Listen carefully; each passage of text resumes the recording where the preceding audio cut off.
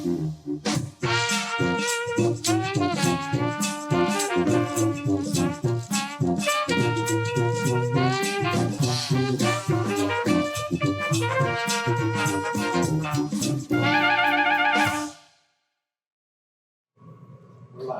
morning, everyone, and welcome back to day 3 of the New Orleans Conference 2019 online edition, the only true dedicated ABCP CEU program.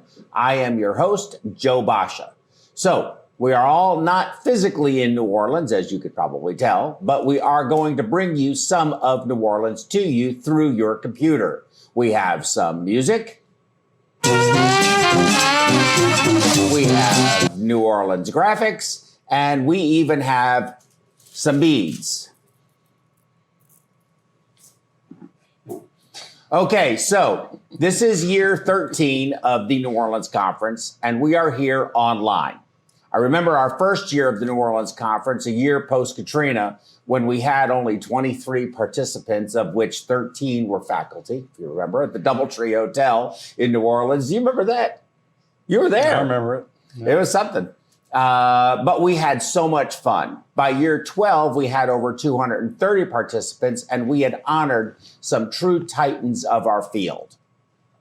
We gave the Crystal Heart Achievement Award to Dr. Ochsner, Dr. Cooley, Dr. Bailey, Dr. Mack, Dr. Robachek, Dr. Richard Broadman, Dr. Webb, Dr. Bud Frazier, Dr. David last year, which was our last year. And man, these are and were some great people. And I feel so humbled and privileged to have had the opportunity to know each of them. Of course, we have recently lost Dr. Ochsner, Dr. Cooley, and just recently Dr. Bailey. And it is very saddening to me. But the conference, and moreover, their graciousness at our conference, was so unique and special, and is why we chose to award them. We have also had some great faculty, Dr. Blitz, Dr. Jones, Dr. Edwards, Dr. Trotter with his history lectures, Clint Robertson, Brian Cheatham, who survived Hurricane Maria down in Puerto Rico, Dr. Badia, Dr. Matoyer, an ethicist, PhDs, and a host of others, including General Honore, an FBI agent, and even a real-life mafia gangster 2 years ago in Las Vegas, which was a blast. It has been one hell of a ride. Now we are going to try and develop the MediWeb, PerfWeb, and PerfusionEducation.com online programs to match the uniqueness and quality you came to expect at our annual on-site conference. We have already started developing this studio that you see and streaming technologies that gives the program a professional and inclusive feel. We are also so appreciative that you have invited us into your homes, offices, or wherever you may be watching us from, and we are working very hard to bring you quality programming that is interactive and not only very informative and useful to you, but programming that is also enjoyable to watch and to be a part of it. We are the best, and we will continue to be the best. Now, this part is very important. We are on all social media platforms. Please like us on Facebook, follow us, and share us on the Twitter. Subscribe to our YouTube channel, and you can chat there also, which I'm monitoring currently. And also don't forget to click the bell notifications so that you receive notices of anything we may be doing new or just coming up. You can also call in when you see this announcement that the phone lines are open. Please wait until you see that announcement, and I'm monitoring the phone right here so you can also be live on the air with your questions or your comments or whatever it is to participate in the discussion. We are also recruiting faculty, so if you would like to be a part of our faculty or know someone that you think would like to participate and be a part of your revolution in continuing education, please have them email me at this address. And we are expanding to develop NurseWeb and Nurse CE programming for cardiac and critical care RNs. So please let your friends and colleagues know and have them reach out to me. Okay, so here is the schedule for day 3. And we have a great faculty. We have Dr. Hani Samir and perfusionist Bill Dubois, who's the president of AmSECT, going to be lecturing us today on telemedicine, the intensive care medicine physician, and also the future of our National Professional Society, AmSECT. Okay, so I think this morning's program is ready.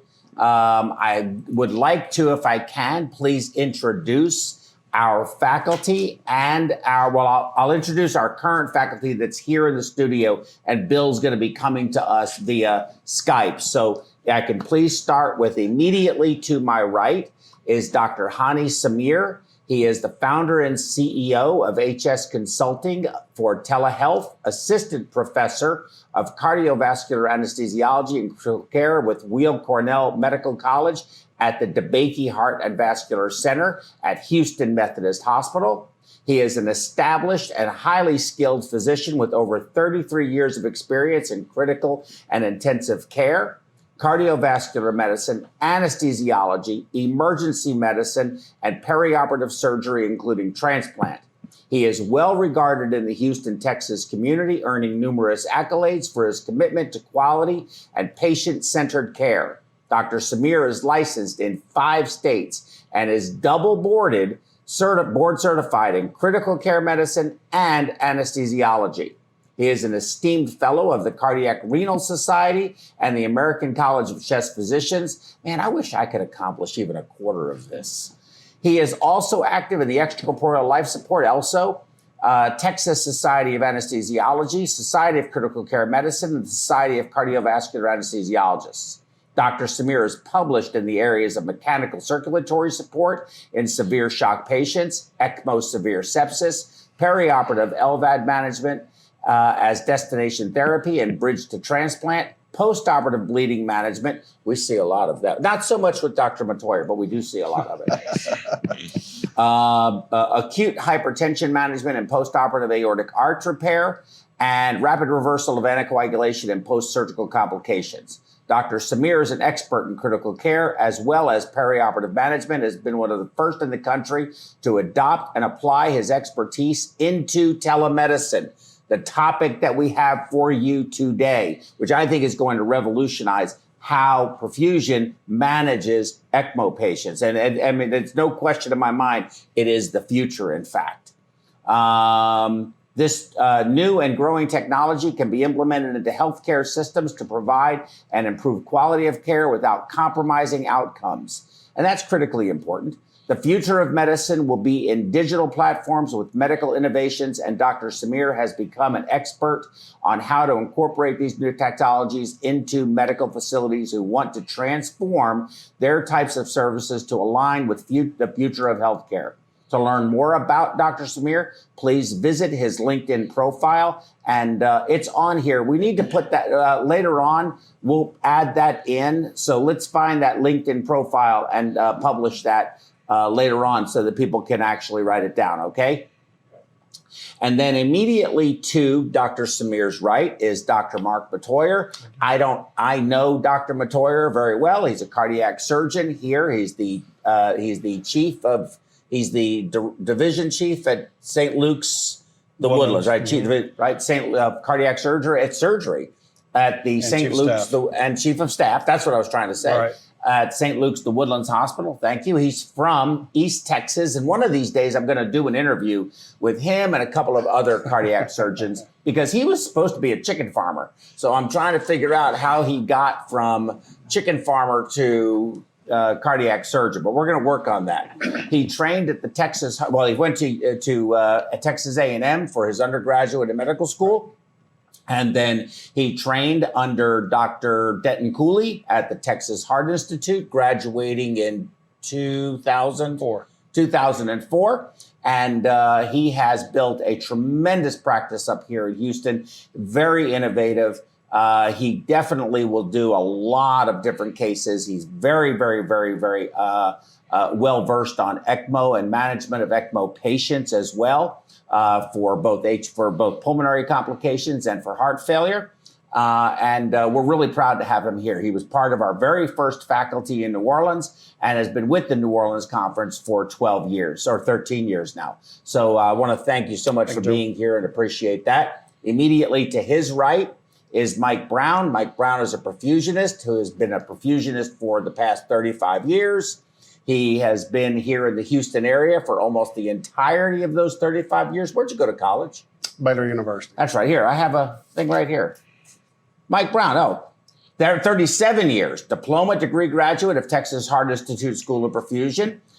He's done approximately 7,500 open heart surgeries during career. Oh, wow. Presently, he is working with Houston Extracorporeal Technologies here in the Houston area.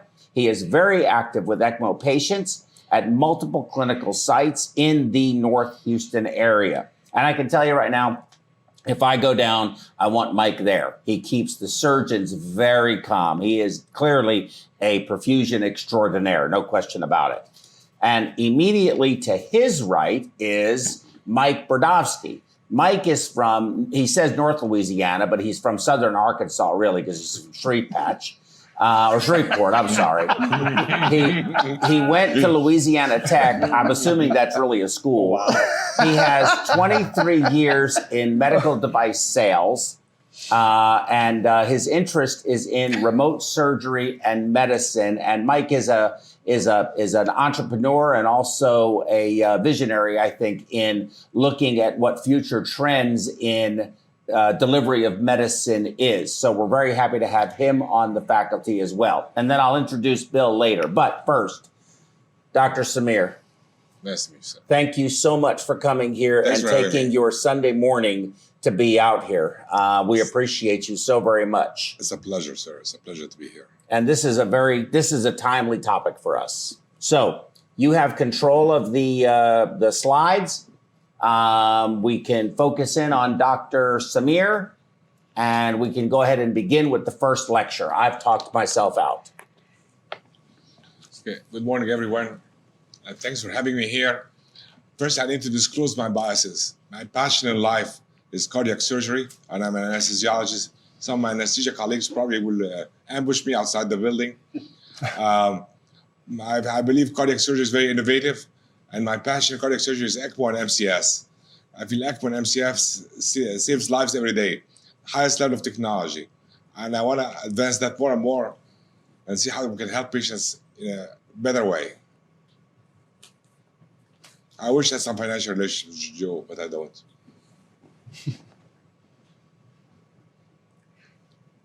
So every one of us goes to work every day to do our best. But we have some obstacles in front of us. And we're constrained by financial issues and like staffing issues.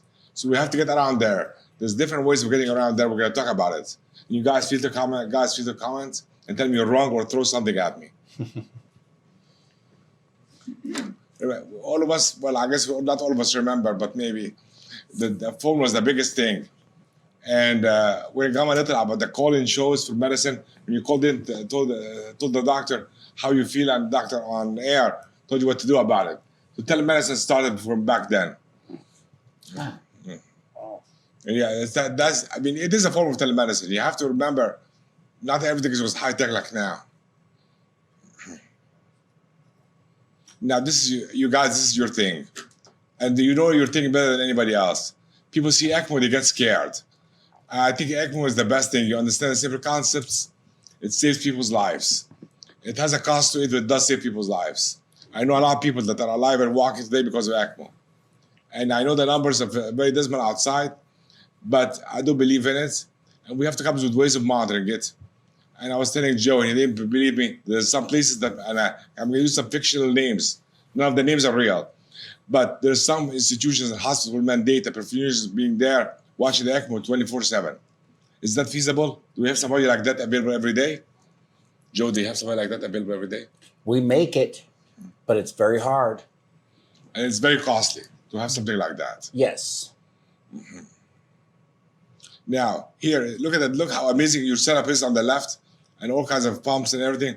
And this, believe it or not, Joe came to my house. This is my setup for telemedicine. I'm a very simple person. I'm not that smart. 2 laptops, okay, and my workspace, as compared to this huge setup. Look at the cost here versus the cost here.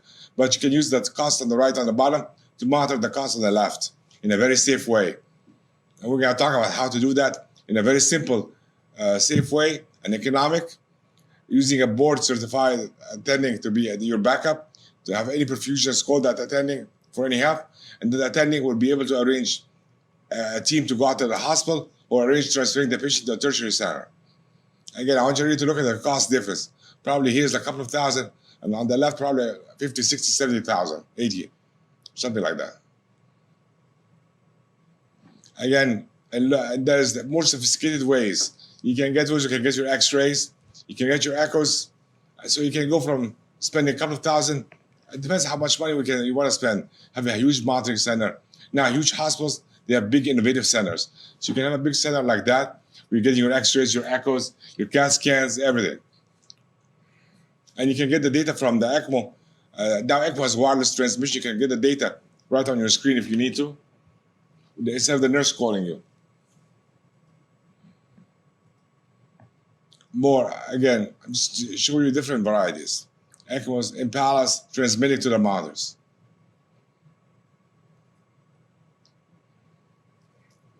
So what's the advantage of the telehealth? Telehealth, you have a direct communication. The physician can look at what's going on in the room. So at this point in my little service, the nurse will call me simply, patient has a fever. I will do the fever workup, put the orders in my Epic. But if the patient is coding, I will turn on the camera in the room. And the camera sweeps the whole room, see what's going on, stops the patient. I can see the patient, I can see the monitor. I run the codes from my office, manage the situation, put the orders in. And it's live, and I communicate with the docs in the room and with the nurses directly. There's no in between. And the nurse can call me back. And if the patient is awake, obviously not a code situation, the patient can communicate with me. Patients love it. Some of the patients call it the eye in the sky. And I call it the drone in the sky.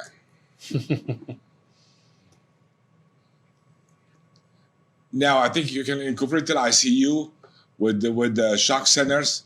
So let's say a big system like Methodist, which has peripheral Methodist. So that ICU center can serve to manage those patients. And if the patient needs to be transferred to main Methodist, that system can do that. Activate the MCS team, activate the surgeons, the cardiologists, get things going. So it can be your command center. So you can save money that way. Your referral center.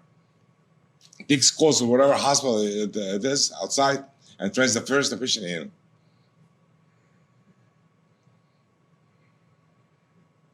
It can be simple, like this is here our very simple way that exists. I'm sure all of you see the commercials for telehealth, and you can the doctor comes in from his office, talks to the nurse, primary care, very simple primary care. It works, it saves money, it's very quick. This is the e-alert button for the coding situation. And it's all two-way videos. And the camera can be a fixed camera or a camera on a robot. Now here's a big sophisticated center. That's not like my little center. This is the high-tech centers where there are multiple monitors, multiple cameras, multiple beds, and you can do up to like 200-300 patients. You can put bags and bags in there.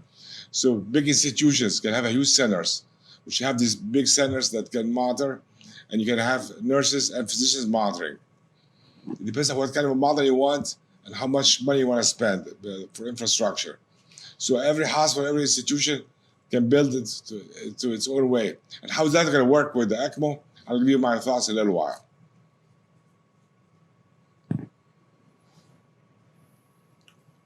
So what's the ICU center have? Board-certified intensivists that are available. Now, I want you to know there's a shortage of board-certified intensivists. So you imagine all the, let's say, Kinwood, let's say Magnolia, how many board-certified ICU attendings are available? Not that many. So if you put them in one place and you can communicate with them, it's going to be much better way, using your resources. You manage MCS, ECMO, sepsis bundles, vent management, early extubation, bleeding, anticoagulation, you name it. You can put whatever protocol you want in these systems. There's big academic centers who have major innovation centers. And what's good about the EICU?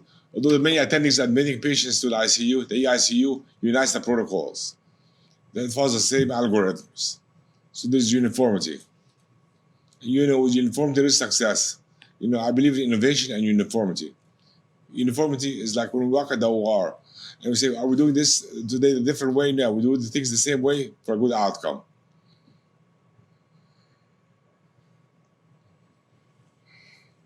Now, those days where we don't have 24 cares now are gone. You need 24/7 care. If your mom is in the hospital, you want 24/7 care. If I'm in the hospital, I want 24/7 care. That day we don't have a day doc available. The doctor rounds, goes to the office, the pulmonologist. Those days are way gone.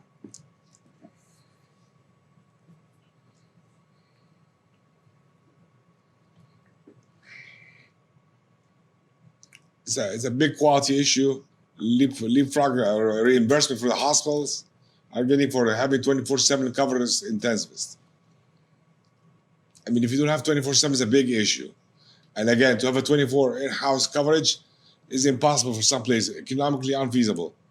And so you have to substitute with telehealth.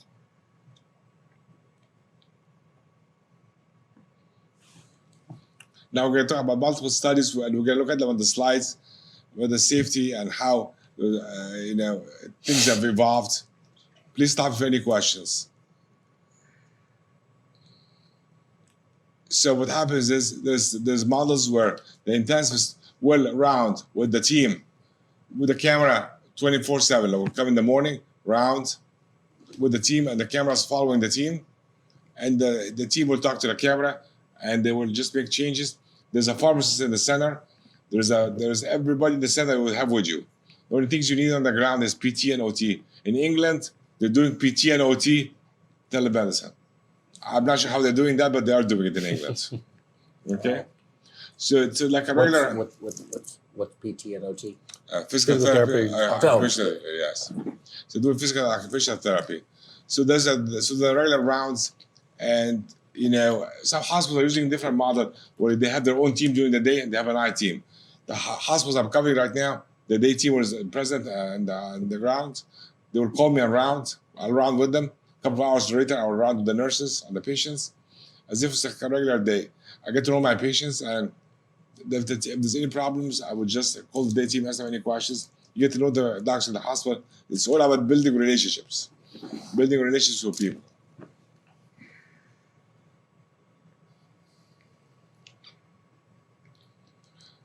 And I see mortality reduction. We can show those numbers. We can see a lot of graphs later. I mean, there's no doubt having an intensivist available for the ICU patient reduces mortality. And let's say I will call you, tell you when your patient is bleeding or there's tamponade, and it will be an early call, and get things going much earlier, because again, the nurse has access to call me. I can see, look in the room and look at the data and look at the patients. And you can, just like in any hospital, I'll ask anesthesia to come into the room and intubate the patient, put lines in, whatever lines I need. So those kind of things people say, oh, how are you intubating through the camera? Well, I'm not intubating through the camera, but in reality, all hospitals, they have anesthesia comes in to intubate.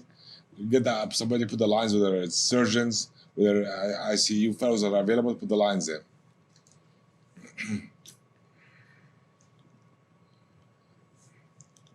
So again, you can go very sophisticated. This is a very sophisticated, expensive model, where the intensivist, advanced practice nurse, critical care nurse, and data analysis, obviously see how successful you are, and IT, which is I cannot live without, because I'm not that smart. Here's a lot of data that can come in for you, and I'm sure it's a very busy slide. Let's give you a little information.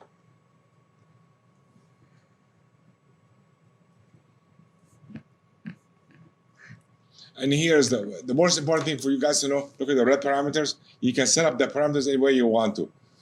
So let's say on ECMO flow, you can set up whatever flow you want. If you do 1.4, do 1.3, or FIR2, you can set up whatever you want to, whatever saturation you desire. And to an alarm, you're going to go below the parameter and start flashing red.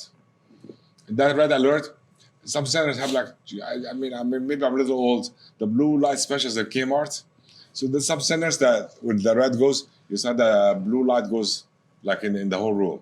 Everybody knows there's something going wrong. So that's the e-care, that's the continuous monitoring care. So you have those parameters, whatever parameter you want.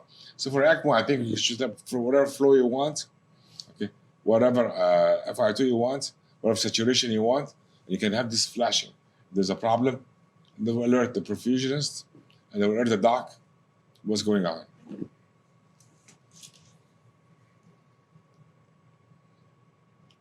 Again, very sophisticated centers. I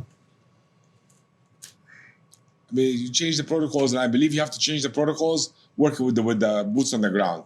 I'm a big believer in the military. Boots on the ground are very important for you. You have to have a good relationship with them, and you cannot be fighting with them. You have to work together.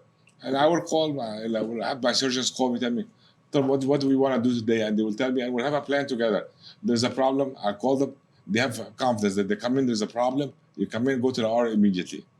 You have to be sure of your data, know what you're talking about, and see the patient and communicate with the people on the ground. It works out very, very smooth. In the beginning, there was a lot of doubts in the service. As I told you, I got that eye of the sky from one of the surgeons. That's why you the eye in the sky. And I wasn't offended by it. It's just I'm the drone in the sky. And now it's my new little line, you know.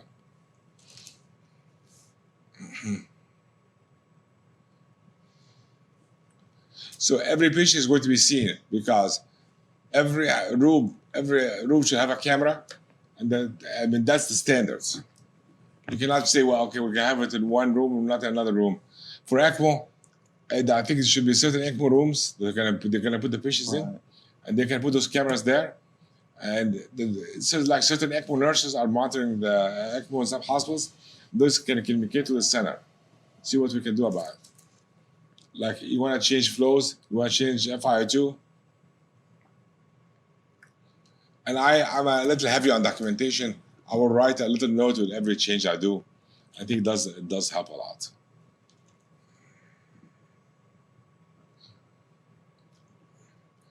This reduction in mortality, reduction, you can see all these graphs, and there's so many studies out there. This is a situation that had to be validated a lot. There's a lot of doubts in it, I'll tell you honestly. There's a lot of doubts that this is real.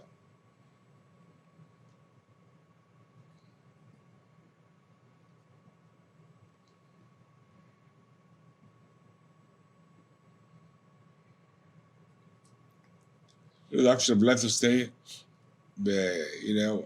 less sepsis, less pneumonia.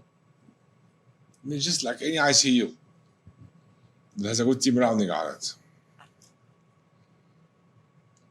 Less blood transfusions. I mean, we had like graphs of people transfusing at 9, people transfusing at 8, at 7, and we worked around with the docs. We see what the data is for that. And the reduction of blood transfusions. A lot of people, because they're not in the ICU, so just the safest thing for them from home. Hello, give blood, without any objective data. Mm-hmm. For me, I give blood depending on, like I cover a hospital that has to get platelets from Philadelphia, and the hospital in New Jersey. So if I want to get platelets, I will start ordering it early, because I know there's a time lag. So you have to know these little things that make a big difference.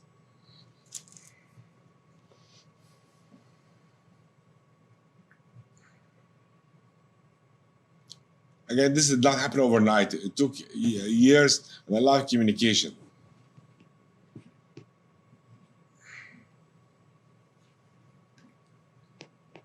So you have to ask the system do whatever you want it to do. It's not going to do any more. So a perfect system will do what you want it to do. So when we talk about ECMO, I want to monitor the ECMO safely, and I want to have it safely and cost efficiently. Having a perfusionist bedside 24/7. And some hospitals mandate that 24/7 perfusions bedside. Is that feasible? Is that economic? So you have to think: if I monitor remotely, is that going to work? Is that going to be safe for the patients? What interventions I can do remotely, or bedside I cannot do remotely?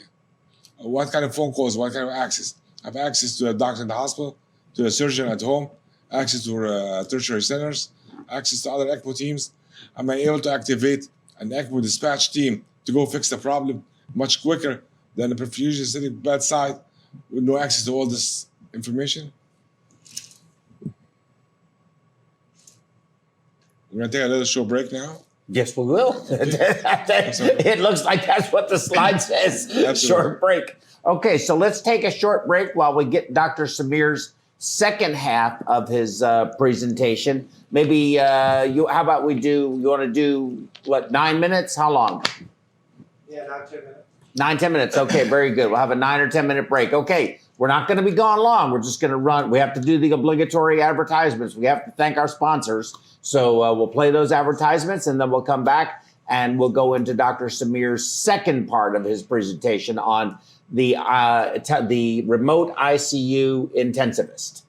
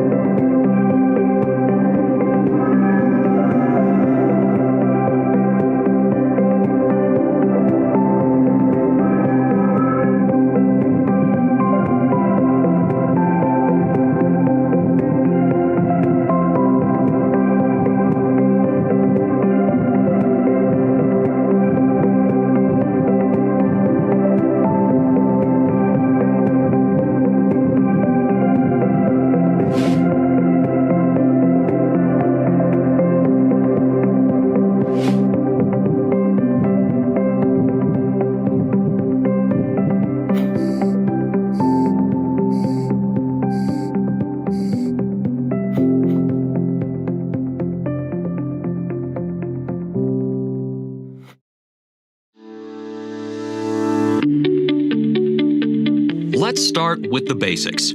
What's the goal of autotransfusion? The goal of autotransfusion is to return the highest quantity and quality of red blood cells to patients with the least amount of waste as quickly as possible.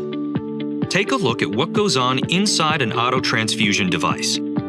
There are three categorically different methods of blood processing: passive cell salvage, which uses a Latham bowl, continuous cell salvage, and dynamic cell salvage, which is available only in the Autolog IQ. Dynamic cell salvage uses algorithm-driven intelligent blood sensing to make micro-adjustments during processing in order to recover high-quality blood fast, automatically.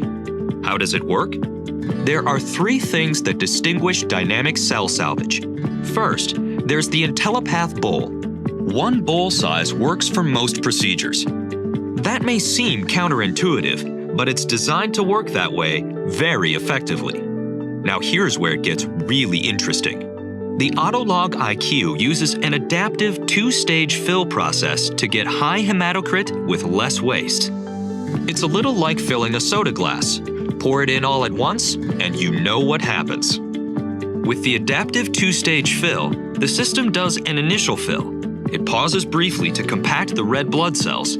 Then it adjusts the second fill speed, slower for low hematocrit, faster for high. That way you keep more red blood cells and lose less into the waste bag. The third key feature is the pulse wash. See these little indentations? They are part of the IntelliPath bowl design. They disrupt the red blood cell pack during the wash, which helps optimize saline penetration for an effective wash cycle. The pulse wash makes the wash process more efficient by adjusting the saline volume, depending on the characteristics of the red blood cell pack. Each pulse volume is designed to help minimize red blood cell spillage. All this happens automatically. With the push of a button, you're providing high hematocrit and quality-packed red blood cells for the patient with just one program. You might think that this intelligently calibrated process would be slower. Not so. The Autolog IQ processing rate is approximately 3 minutes. Every now and then, you may have an exceptional case where you want to override the automated setting. No problem. Just press the setting you want for immediate override. The Autolog IQ system consistently delivers high-quality blood product automatically. Simply genius.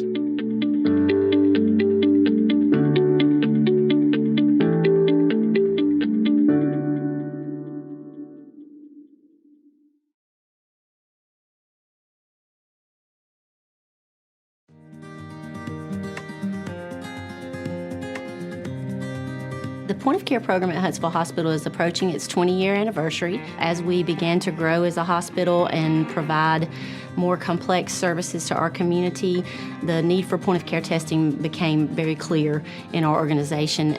Many of our departments consider the EPOC device to be crucial to their ability to quickly move their patients from entry to the hospital to procedural room. It helps them monitor the patient's status during their procedures and post-procedure, so it's very integrated into our entire continuum of patient care. If you have any patient population where blood management is crucial, then a point of care device is very useful in those types of settings. It can provide a quick result on a very small amount of blood, and that is really important in some of our patient population. We are starting a new process where we're going to screen our patients on the floor for sepsis. The patient can look and actually feel okay.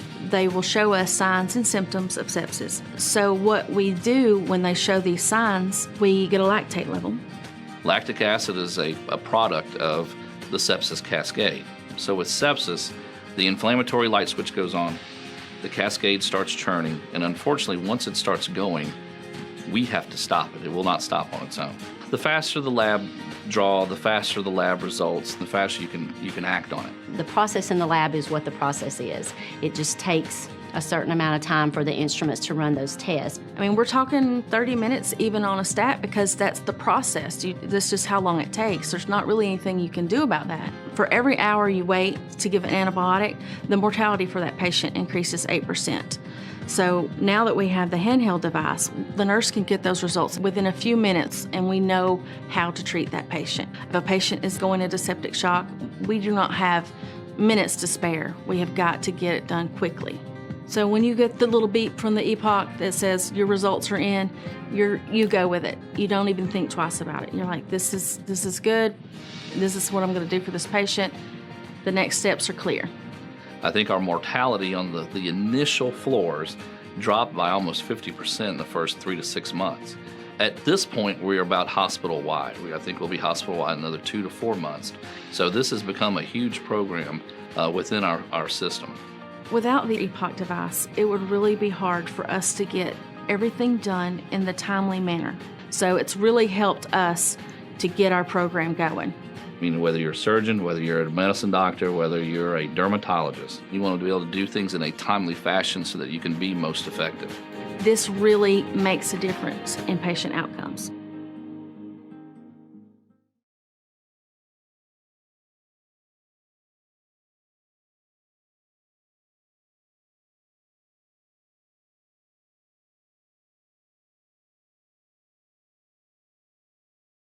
How are you, everybody? Welcome back. Dr. Samir, you ready for part 2? Absolutely. And this time, we got Dr. Samir a monitor that's closer to him, his computer, so he can see. Because the studio is so big that your confidence monitor is so far away, I can hardly read it. Okay, I've got your controller. Let me know what you'd like to do. Yeah. So I'm just going to read it. Telemedicine started way back then. I don't know if people remember, and I give my wife a hard time when tells me, look at this on the news. I said, am I gonna learn my medicine on the news? Am I gonna get the new innovations on TV or Facebook? So I'll tell you, telemedicine has been available for a long time. People called in, say, what should I do? I get frequent headaches. Or what should I do? I'm having chest pains. What should I do? That has been going on from the 40s and the 50s.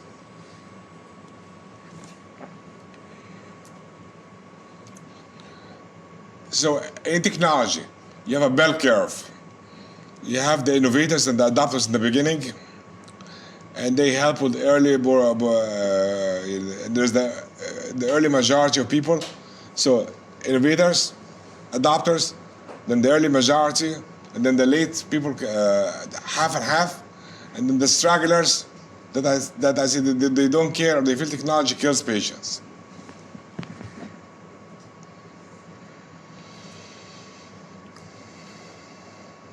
So accepting like something like that, Joe, maybe I'll let you comment on these slides.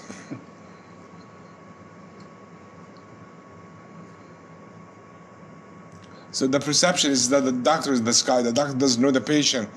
These perceptions we have to get over. And here's the acceptance slide with the numbers. And it goes from the younger residents to the older population. People in the beginning said telemedicine is gonna kill patients. Now it's like people feel that they needed to improve quality.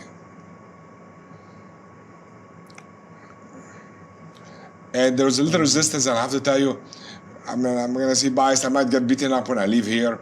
The nurses in the units felt that having a model like that would reduce nurses staffing at bedside. There's some conflict, and I was talking about that earlier. People on camera will argue with people in the room, and I have to tell you, you have to get over that. We're all working together. Collaboration is the key word. And there's some centers that the programs got shut down because people were fighting on camera. That's inappropriate and should not happen. As a courtesy, I'm an anesthesiologist. If somebody's intubating on camera, I will always shut the camera off as a courtesy. And then I tell the nurse, call me when the procedure has been done. And I believe that 100%. You're putting lines or put a camera, you're intubating, just shut the camera off and then resume, because there's nothing you're gonna do on camera that the person on the field is not doing. So I do feel you have to have some courtesy. And collaboration is the key word.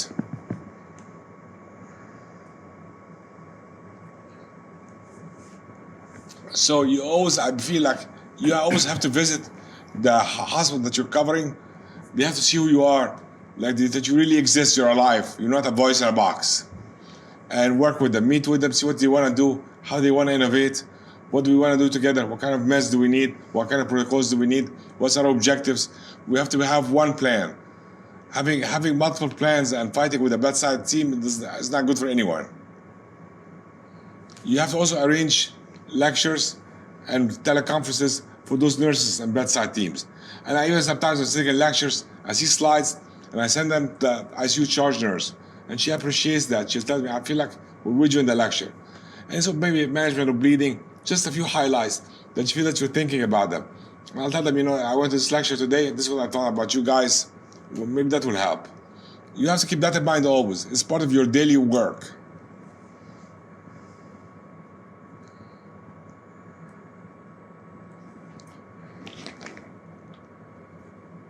And a lot of people in the beginning, were not used to having a tele-ICU.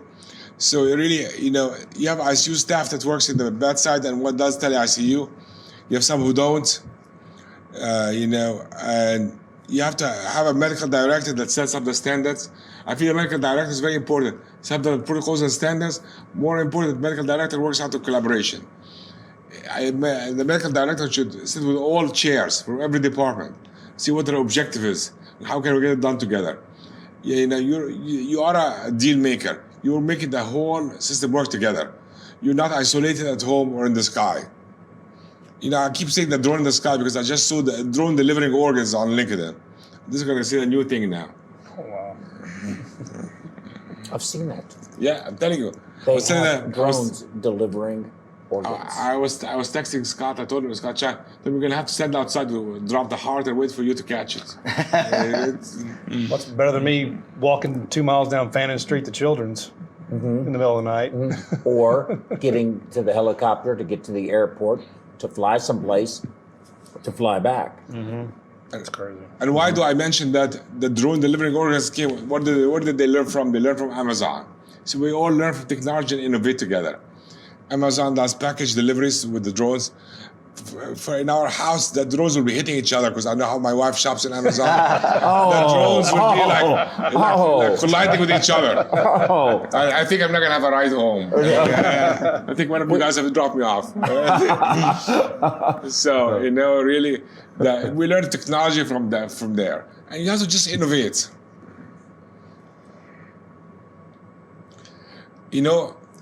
Cardiac surgeons taught me. Trust everything, check everyone. Okay? I learned that. Data is very important. These are studies looked at the mix of medical ICUs, surgical ICUs. Some of you guys might disagree with me. I think the easiest ICU to be covered by tele-ICU is the cardiac surgery ICUs. Why? Because you have swans, you have output, you have index, Data. you have invasive, a lot of data. See, like just data. You see this data? So you have the nurse telling you data, you have the monitor telling you data, you work it all together. I can look at the echo, I showed you before, I can look at the x-ray, I can look at the CAT scan. I have all the data available for me right there. And this is what I need. And just put it all together, see whatever questions I have, and call the bedside team.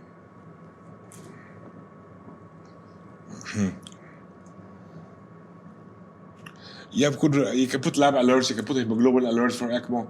If hemoglobin drops to 6, that will alarm that you need to intervene. So again, you're not keep checking the lab and refreshing. All of us have done that. Refresh Epic, refresh Cerna.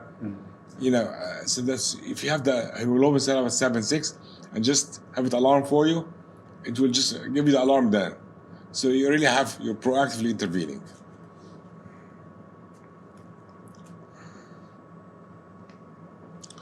There's no question there was a reduction in ICU mortality. And overall hospital mortality, ICU length of stay, because why the patients are being managed actively at night. It's not like, just let them rest tonight, we'll deal with it in the morning. Some people call me and say, should they worry about it in the morning? I said, is this a 24/7 hospital? And I'm sure you've heard that before. I said, no, I want to, let's just take care of what we need to take care of.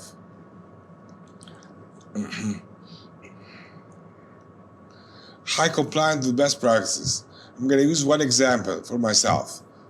I tell the nurses, do not call me a patient. You don't think they're breathing, don't call me. The first phone call should be to anesthesia first. You're empowered. You don't think a patient is breathing, do not call me. Call anesthesia first and intubate. Then call me and see what's happening. Because why? I want to err on the side of caution. There's nothing, I'm going to tell you, patient's not breathing, let's just try. No, I want the patient to be safe. This is the kind of standards you have to have. 24/7 coverage for something like that. You have to have seasoned attendings. And I have said, and again, a lot of people might kill me outside. ICU telemedicine is for seasoned attendings because you have to have seen what happened multiple times and able to make decisions on your own. And really with the feedback of data and your patient and your nurses. So you have to empower people, and that's bedside teams, they appreciate it. The nurses appreciate so much, I will never counter. They intubated the patient, go ahead, intubate the patient, secure the airway, oxygenate the patient, don't waste any time. And I would never be mad at them for doing the right thing. You have to always reward people doing the right thing.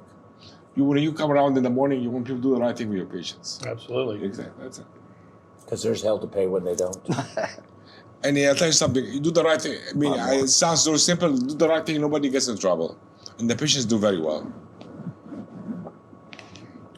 Again, there's a lot of multi-center trials, 56 ICUs, 32 hospitals, different health system, from small, and that's the thing is you have to look at small health system, big health system.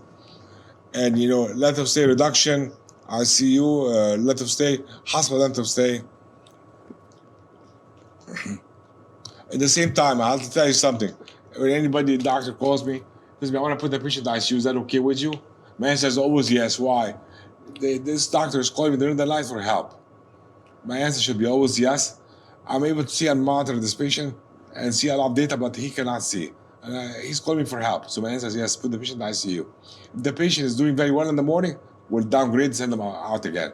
But there should not be a discussion, yes or no. It should be yes, let me bring the patient, let me take care of it. And if everything is good and perfect, they can go out in the morning. Right. A few hours in the ICU for the patient's safety is very important. Well, that kind of goes to the implementation of rapid responses versus waiting for code blues. Empowering the nurses to feel comfortable calling the intermediate team before the code team to come up and look at them. Mortalities go down significantly when you empower the nurses to do that. And that's essentially, this is the next step in that. Absolutely. And I'll tell the nurses, do not hesitate to call me. I told them, you overcall me, don't undercall me. And, do the right thing. I mean, I've never been mad at them for intubation. I told them I can extubate somebody very easily. You intubate inappropriately, or like the patient is going to do, I can extubate them. No problem. Right. But do the right thing. Intervene quickly and call me. And that's why having a 24... Well, again, that's the anesthesiologist in you too, who's seen airways all day, every day for however many years versus a strictly pulmonary critical care as well. So your point on getting anesthesia involved that's the way I deal with it. If there's any question, I just get them to intubate and clean up the mess in the morning, because airways usually where you're going to get in trouble. Absolutely. Brain oxygen, if you don't save the brain, nothing else should be is going to be saved. We let patients go because they don't have any mental status, right? That's the reason most patients they let go. Right. But if you save the brain, everything else will be okay. And again, you have to empower the nurse, like I call. You cannot be yelling, I'm not there. But if they feel the patient needs to be intubated, it's okay. And I just make sure you call the expert, which is anesthesia at my point, and come intubate, secure the airway, and I can always extubate in the morning, no problem. Yeah. Air and sound of caution. So the EICU will see with the patient, and I can look at all the labs, I can look at the CAT scan, X-ray, everything in a few minutes, and look at the patient. I don't have to travel, go anywhere. And I'll tell you that's very important. And I'll tell the nurse, can you go into the room? Our camera in right now. I can talk to the nurse, I can talk to the patient. And it's really, the patients love it. They feel there's a doc there that's, at the beginning, the patient was going to doubt it. Or it's the voice of God. And sometimes I can joke with the patients. I feel yes, it's the voice of God. So you need to rest. We'll take care of you. You'll be okay. The patients have confidence. There's a doc available to them. I would think, too, the staff would, like it as well. Because I was reading the other day that Cleveland Clinic did a study, and they reduced the number of pages as well as calls by about 60% at night. So, there's a lot of burnout, right? Absolutely. With critical care staff, et cetera. And so I would think that the nurses and the staff would appreciate having someone monitoring 24/7 so they're not called continuously throughout the night. I'll tell you, they appreciate it a lot. Right now, and the nurses I've been working with, really, I have to tell you, we have a relationship. Although we're far away from each other, we do have a relationship. We try to make them feel like they're part of everything, and we get to know each other very well. Preferences, they know me very well. I'm an overgiver of mag. I will give mag liberally. Me too. Yeah, you see. So they know that it's 3. We're still in AFib. Exactly. I gave some more. Give some more, and I correct acidosis aggressively because you guys taught me to correct acidosis aggressively. See, from being on the heart-lung machine, we correct acidosis aggressively, and I correct acidosis. They know now that they have to I have a box of bicarb, available. When Dr. Samir's on, box of bicarb stacked up, and the codes they're running with high dose epi. I never give 1 and 2 milligrams. Yeah. I give 5, 10, and some codes 100.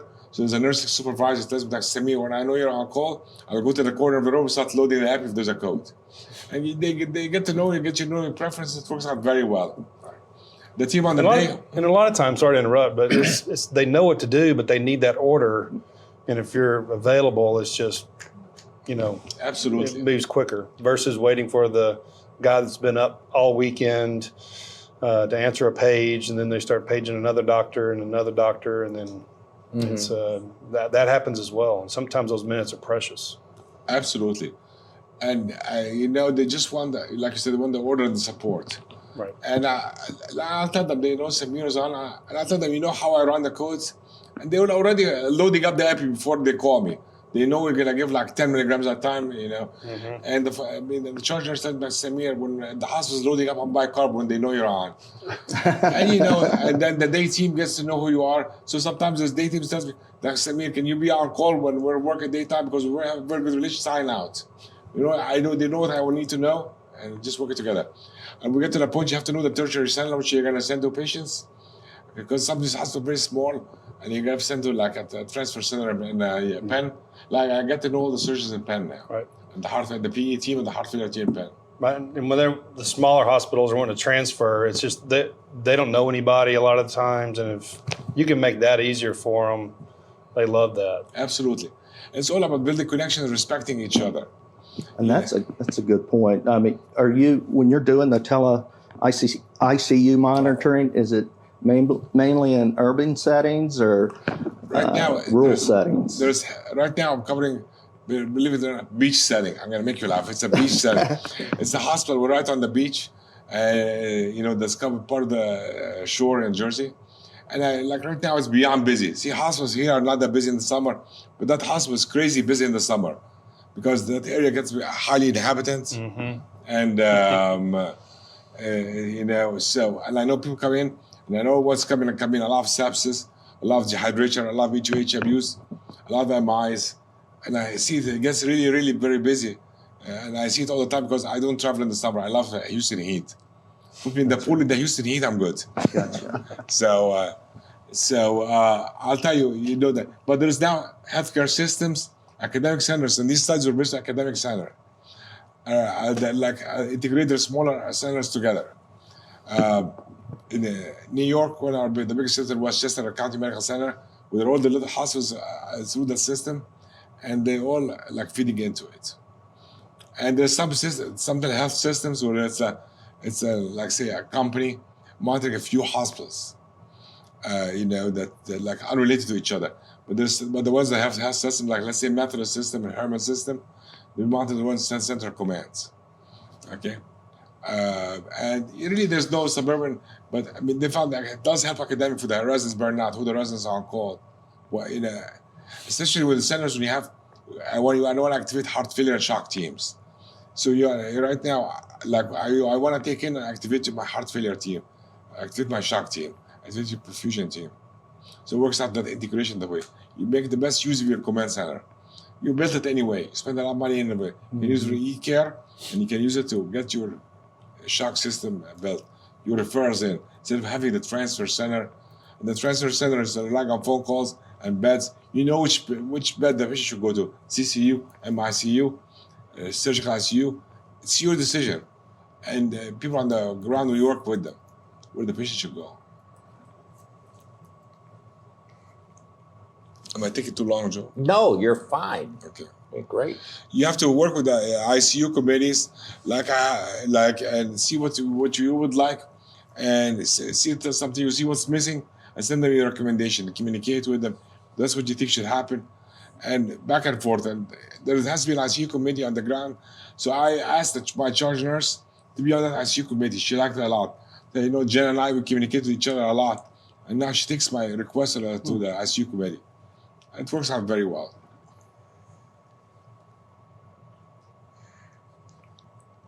So all of us are in charge of quality. All of us want the best care for our patients. I say nobody's waking up in the morning to go to the hospitals. Oh, I want my patients to die today. Everybody wants their patients to do very well today.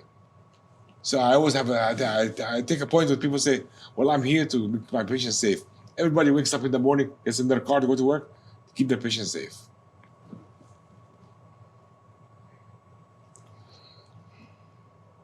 So the ventilator rounds were very important, and whether you're going to use the data of 7 cc's per kilo. Like I changed that for cardiac surgery. When it was the cardiac surgery patients, I will go up a little in the 7 cc per kilo. have the RT call me with the ABGs directly.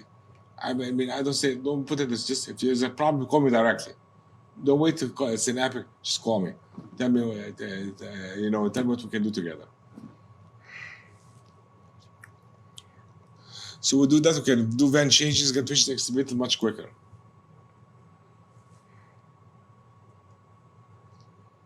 Yeah, I mean, and here again, ICU mortality ratio decline. You can see the graph. It's very clear with vent management.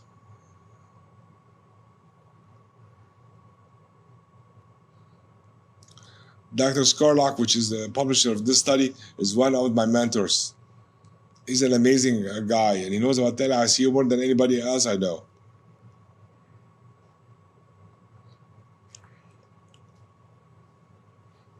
And again, so that's something that we were talking about smaller hospitals. So they take the robot, they run with them in the big hospitals on the ventilators, and see what the vents are, what's the settings. Should we get a patient spontaneous breathing trial, and see what happens. They cannot breathe, put them back on the vent on the regular settings. Mm-hmm. See, I have two choices. I don't know a third one. Either you can breathe or you cannot breathe. Mm-hmm. You know, I'm sure you're the same. I can tell. I don't have something in the middle. You can breathe or you cannot breathe. If you can breathe, I will take the two back. If you cannot, it's okay. You have to always look for the safest thing. Low tidal volume is very important because it decreases lung injury, 7 cv per kilo. But again, you have to tailor to the kind of patient and the kind of surgery the patient had. And the patient habitus, which we know in Texas, the patient habitus is very small. Right. Extremely small. And just real quickly, when you do have a large patient like that and they're having trouble getting the parameters they want to extubate, when you see a patient and they're lying totally flat, does that kind of ring a bell? Like, hey, maybe we need to get them a little more in Fowler position to help with their tidal volumes and numbers? Because in ECMOs, you'll go in and sometimes they're totally flat. You're not getting the numbers you want, and put them in 20 degrees, and next thing you know, voila, lung compliance is better. All the numbers just get better. I always tell the staff when they do that, would you like to lay comfortable in bed flat like that? Right. And I'll just imagine yourself. The best person with the staff people, that would you like to be uncomfortable like that? This is like the people say, well, no coffee, nothing after cardiac surgery.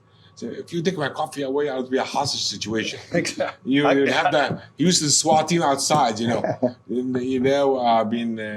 don't have my coffee in the morning, right. Why are you depriving the poor patient? What did the patient do to you? I mean, heart surgery is not a contraindication for coffee. So exactly.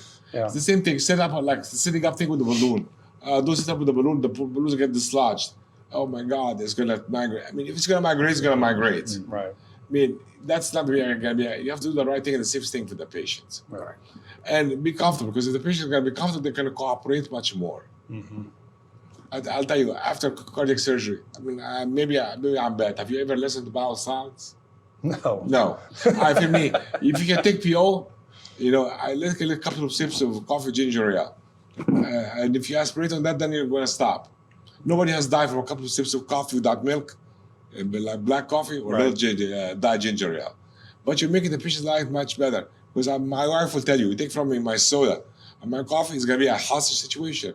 You get much better compliance with the patients. They will do pretty much whatever you want, I mean, they tell me, we're keeping the patient MPO. MPO for what? I mean, take your pills PO instead of giving IV meds. I mean, nothing better than get your meds PO, get everything PO. The patients are happy. The mouth is not dry, and and you're reducing the cost. That's another thing about reducing the cost.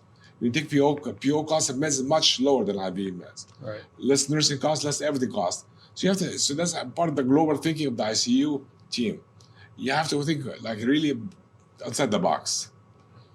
And and you have to look at what's the worst thing is going to happen is, I tell the nurse, if you aspirate a couple of drops of black coffee, it's okay, just stop. But you have to swallow your vial and do all that? No. Just after something, you have to either die, drink or not drink. As simple as that. Right. Okay.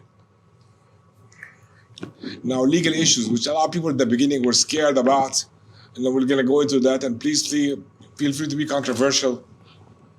Okay, so obviously, one of the most important thing people don't realize, you have to have a license in the practicing state. So like I'm covering a hospital in New Jersey, I have a New Jersey license. It does not matter if I have a Texas license, because I'm not operating on my house. You have to worry. A lot of people get confused about that. It's the destination state where you have to have a license there. You have to have your malpractice and everything there. Just as if you're in a regular hospital. You're a regular hospital out of your center or out of your house. And you have to have privileges and a license and malpractice, everything like anything regular. Do you pay taxes there? No. Thank God I pay taxes. Because, like professional players, when they play like in New York, they pay state, city, and federal income taxes. They got all these crazy returns, but I moved out to New York for a reason, for the cold weather and the taxes. I'm not going to go back to that. Okay? Right. Okay. No. You pay regular taxes here, all that, but you have to have your New Jersey license, your New Jersey DAA. Maybe I shouldn't have brought it up. So they maybe they'll start looking into taxes. Yes. Cut that part of that comment. Okay.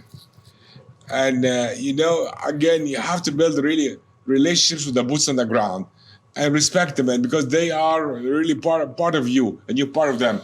The other day, I wasn't feeling well, and the nurses were very worried about you. You're coughing a little, we're very worried about you. That makes you feel like you really you're part of. They say, we don't see you, but you're part of us.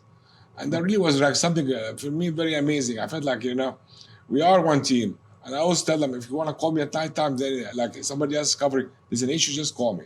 Again, you have to make it easy for them. Whenever they need something, they call you, regardless of what they need. You tell me if I'm doing too much on time. You're doing fine. So have you ever looked at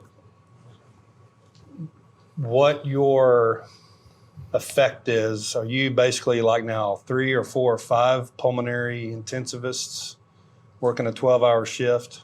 By the way, have you looked at that? What does your time put in actually translate into, as far as one guy that rounds every day in the unit and then rounds in the afternoon and then goes home?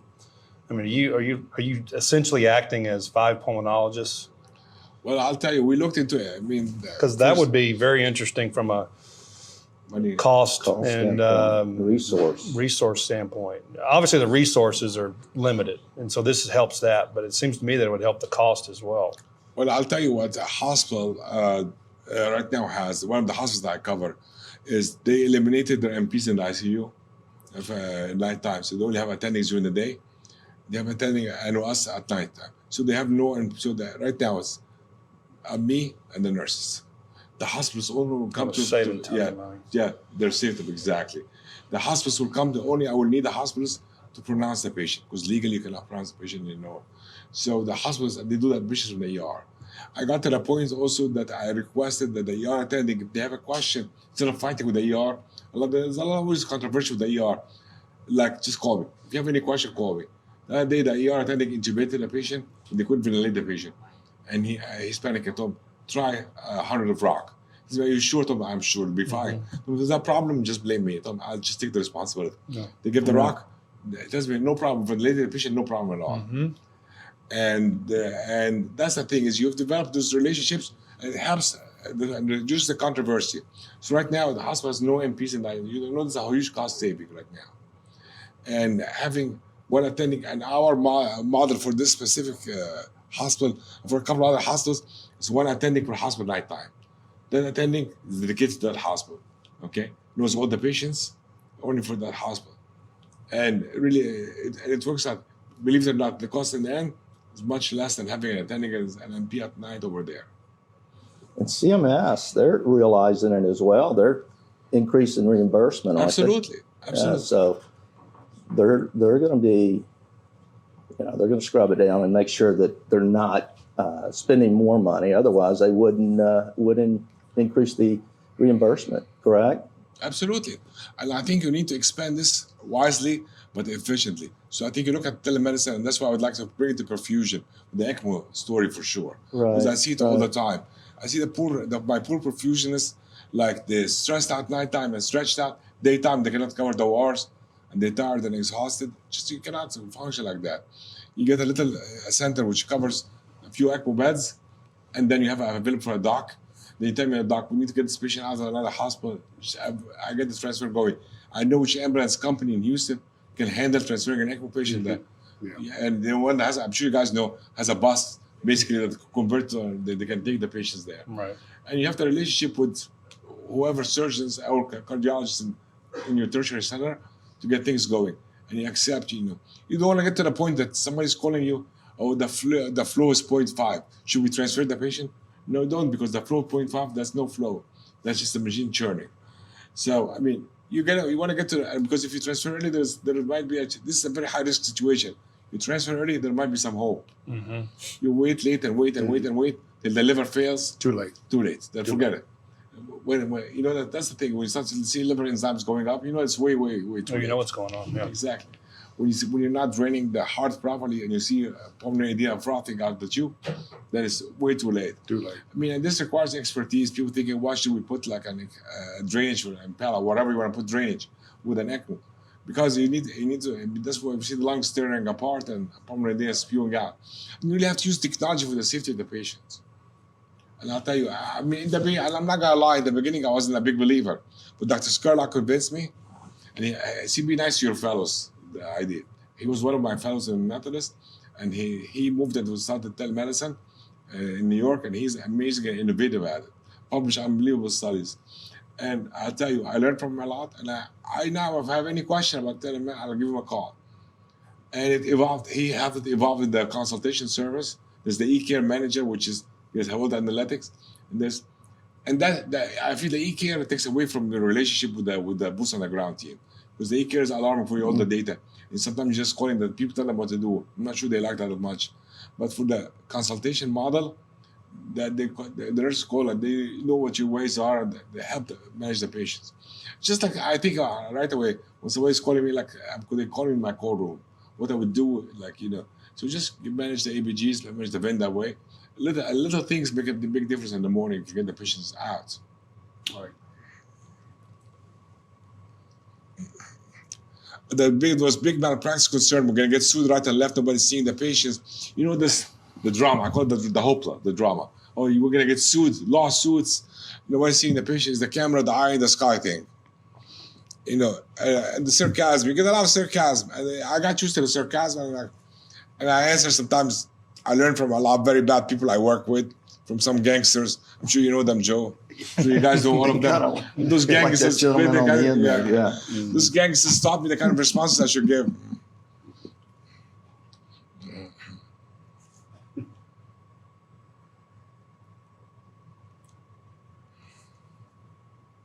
So do docs do bedside orders? They do. They do phone orders. There's a lot of student phone orders. Did that increase lawsuits? Okay, and they looked from that. They went from look at ICU. Then ICU, you're getting live data. You look at the patient directly. You're implementing bundles that have been proven to work. You are in the work environment right there, seeing what's happening.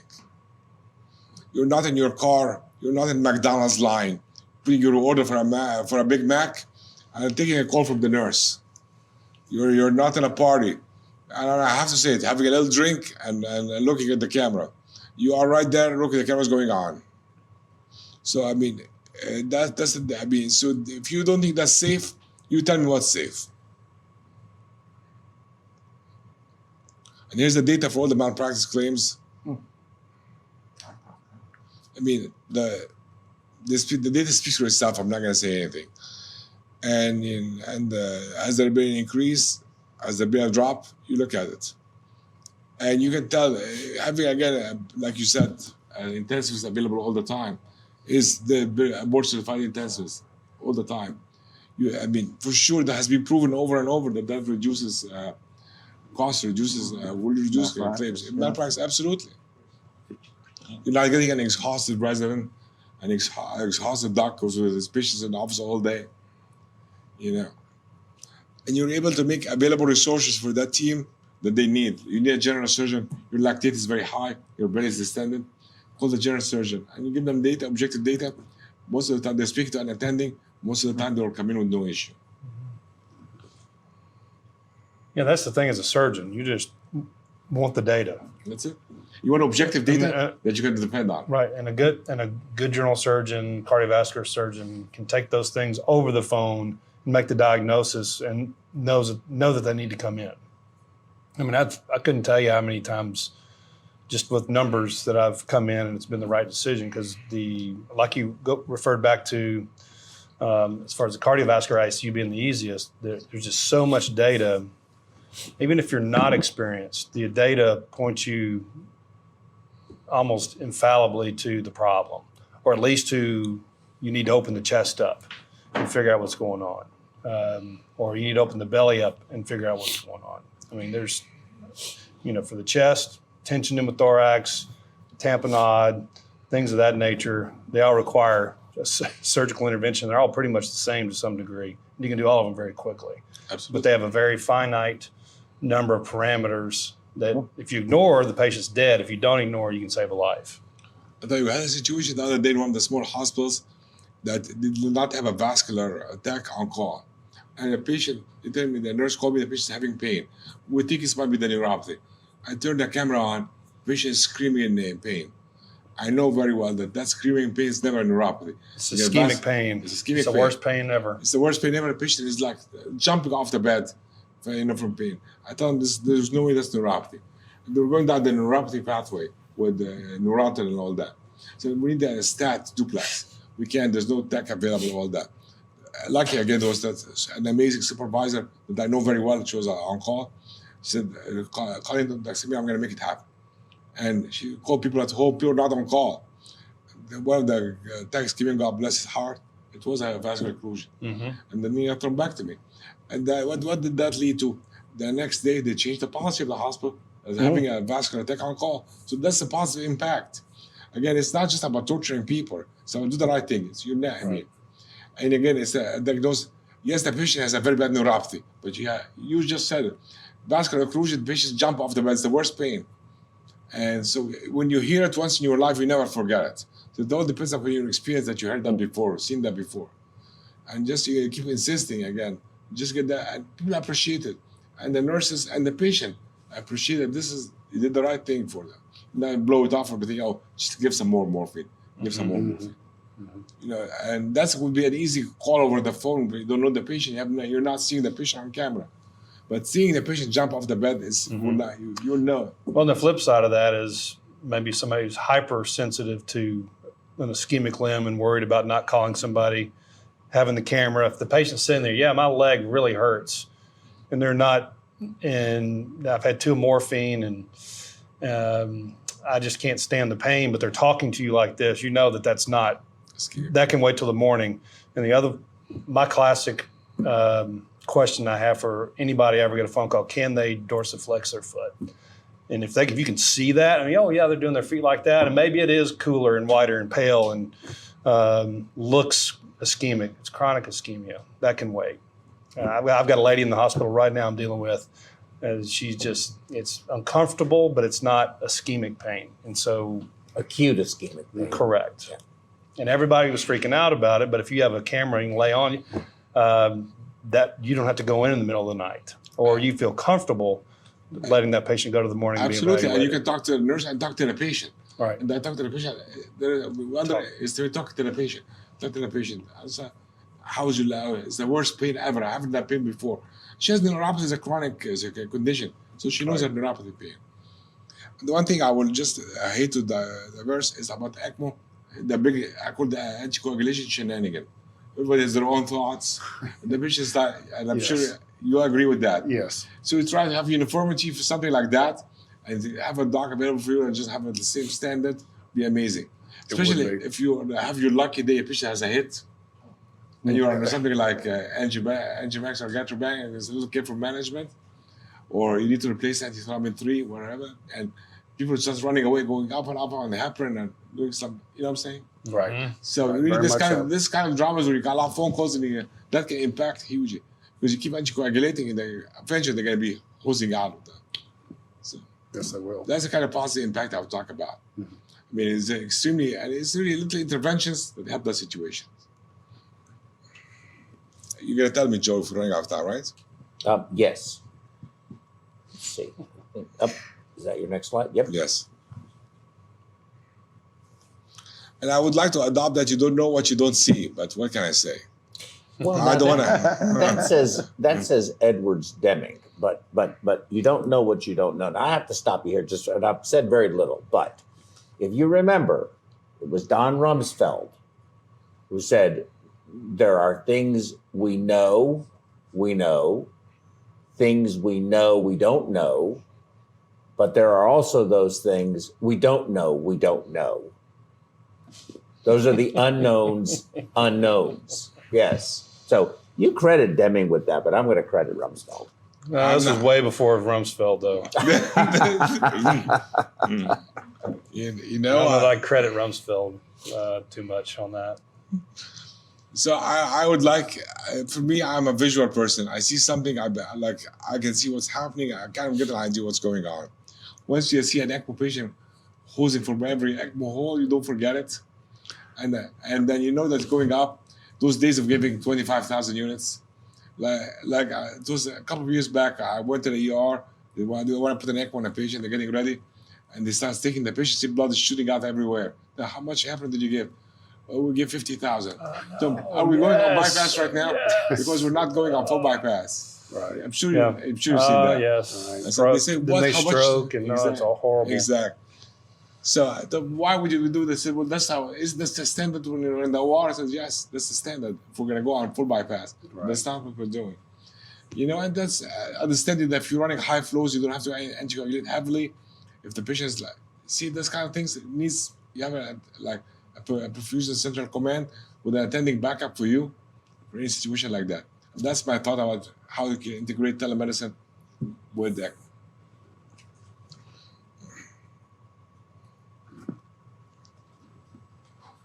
Okay, the whole misdiagnosis story.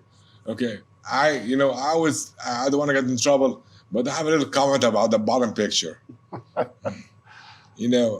Maybe you can call your physician is indisposed or exposed, whatever way it is. Okay, and then is the police coming to get me, Joe? Yes. Okay, I can't tell. Make it silent. Phone silent. Yes. He's texting me to tell me to put my phone on silent. Okay. So again, misdiagnosis. I mean, all the issues of misdiagnosis and medical errors. On Wall Street, and it's been like harping on that, how much it costs and all that. Again, look how much data you're getting here.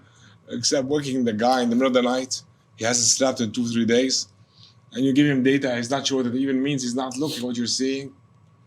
He cannot look at data. He cannot look at X-rays, CAT scans. He cannot talk to the patient. So it does make a big difference. Quality of life and less burnout Absolutely. for the intensivist, as well as the staff. Well, just personally, what I get is we use encrypted text messaging, Telegram, basically. And so when they give me a report at night, before I go to bed, or when they think I'm about to go to bed, they'll just, even if nothing's wrong, they'll send me just snapshots of the monitors and all the labs. And then if there's anything that happens in the middle of the night, or they get concerned, they do the same thing. Because you can literally look at all those data on your phone, and make a decision based on that. Because I still swan everybody. And the reason is, the patient was a single vessel off pump and blah blah blah. It was super easy to do, no problem. But those are the ones that you got to get out of the hospital. Those have to do well. And if you don't have, and yes, there are potential complications with every time you stick a person or use some invasive monitoring device. However, if you do those procedures all the time, that frequency is almost negligible of complications, and you also have the great benefit of having the information readily available to make a good decision, even if you are tired. Because I have it on the phone, and that's my version of telemedicine, I guess. When I agree. Maybe we are not crazy. I believe in swanning all these patients. I do too, and that just it's a standard at our hospital in the Woodlands. And some other surgeons that come that don't necessarily do that, anesthesia drives that, and they don't have a choice because they're in-house and they're maybe managing those patients if they can't get a hold of that guy. So they're using that information. So we don't give any of the surgeons a choice. That's our protocol. So, I do that. and I don't consider it overkill at all. No, I'm a heavy user of swans, heavy user of echo. I like Oh yeah, we'll take a TEE over there and Yes. drop it in at the drop of a hat. absolutely. I don't want to guess. I'm not a good guess. Otherwise, I'll be in Vegas. Right. I mean, I don't want to guess. I want to see. I want to see what's going on. Yeah. Get the echo. So, like any of these patients that come into the ICU, I don't know their hearts. I don't want to get a cardiology consult. I just need data. To get an echo in the morning. I just want to see what's going on with the patient's heart. Mm-hmm. I can literally at 3 a.m. get a CRNA to go drop in an echo, and I can look at it Absolutely. while they're doing it by FaceTime. I'll tell you, really, having echo and data is very important. And for echo patients, you can see there's tamponades going on affecting your fluid, not flowing like it used to flow. Right. What's going on? Yeah, it's chattering. Is the patient bleeding around the heart? What's going on? So I feel that getting data is very important. Mm-hmm. And getting echoes are very important. Yep. That's why every heart patient should get a TEE during the surgery for that reason, to manage them, but also to keep your team facile in how to put it in and run the machine. I mean, all of our CRNAs, we have half a dozen CRNAs to different levels of expertise, but they can all put it in and then all turn the knobs on and they can all move it around to where you can guide them in seeing what you're looking at, and combine that with your objective data from the SWAN, the arterial line, et cetera. You can make good decisions. I'll tell you, really you can never have too much data. You have to have data and know what to do about it. Right. Well, that's That's data for the sake See, of like data people is say no good. swan kills people. It's not swan that kills people. The swan is not attacking you. right. It's your bad interpretation of the data is killing you. Right. And killing your patients. Yep, you got to trust it. Absolutely.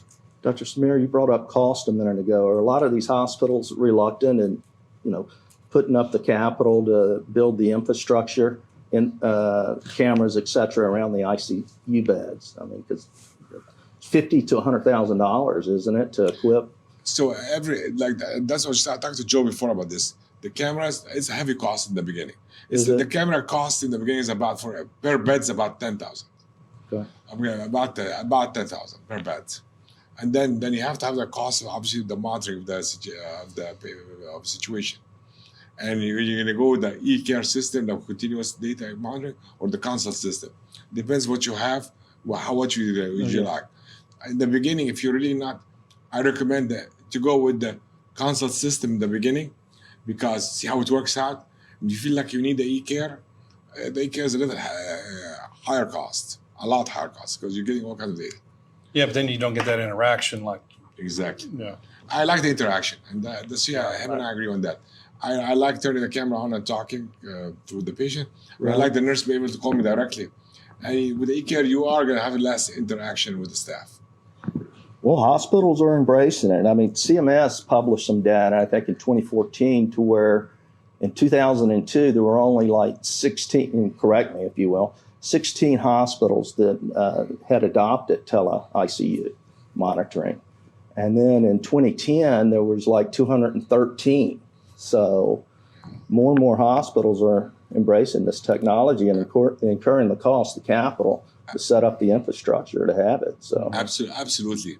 And if you set it up and add to it a lot of services that helps the hospital, like teleneurology, you can get you're gonna get the neurologist available to see the scans right away. How many peripheral hospitals have access to a neurologist and neurosurgeon to see what's going on? Not many.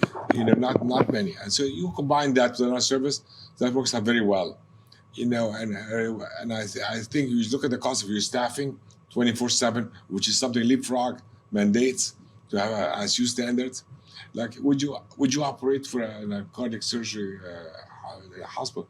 Doesn't have an ICU attending to see your patient? Mm-hmm. No. And that's the thing that is it for the safety of his patients and for.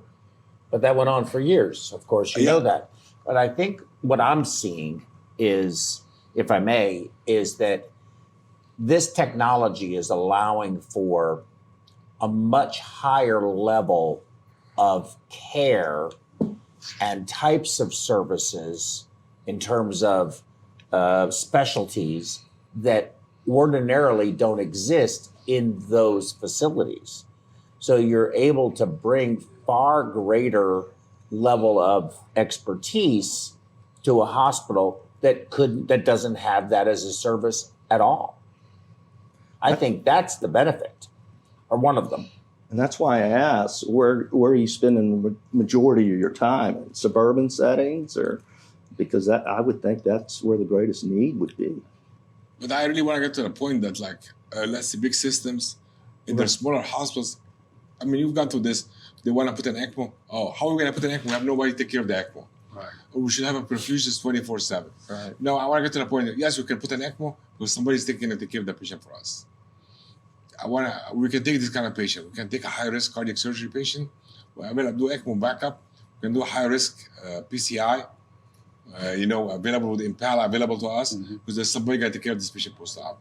Right. So you're basically expanding your service, and that's how the reimbursement increase. You're pushing the procedures because you're able to have somebody take care of this patient post-op. Yeah, I think a nurse, since we're talking about ECMO, I don't think an ECMO specialist, except in unique circumstances where they're working in a big hospital where they have a lot of patients and they see a lot all of the time. Let's just take that out of the equation. I think that, because those are unique. I think, however, the average, well-trained, critical care level, registered nurse in an ICU, similar to a hospital at, say, St. Luke's the Woodlands, Memorial the Woodlands, Conroe Regional, wherever, is more than capable of, with some direction from someone who is responsible, whether it be a teleperfusionist or whatever, turn a dial until the number reads what you want it to read, reducing the flow to 3, increasing the flow to 5, turning the sweep from 4 to 6, and then rechecking the gas, following the circuit or adding fluid because it's chattering and recognizing what that is, and being able to do those things. Do I think they should have access to the negative side of the pump to do a rapid transfusion? No. I think that's way too unsafe and risky.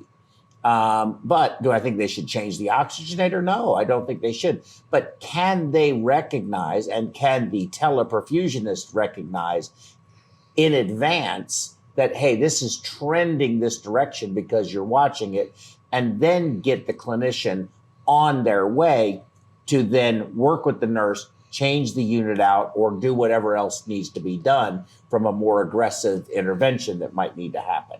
And that one person can be managing several areas of a city that's on the ground, the boot on the ground, versus the one person in a telemonitoring system that could be watching 3, 4, 5, 6 ECMOs at one time. So you're basically improving the resource utilization formula and tilting it towards adding higher level of service to more hospitals. Cost effectively. Cost effectively, yes. Thank you for adding that. With a high level of expertise behind it. So cost efficient, high level of expertise. What would you want more than that? Cost efficiency level of that is a very important formula that should always be people remember that.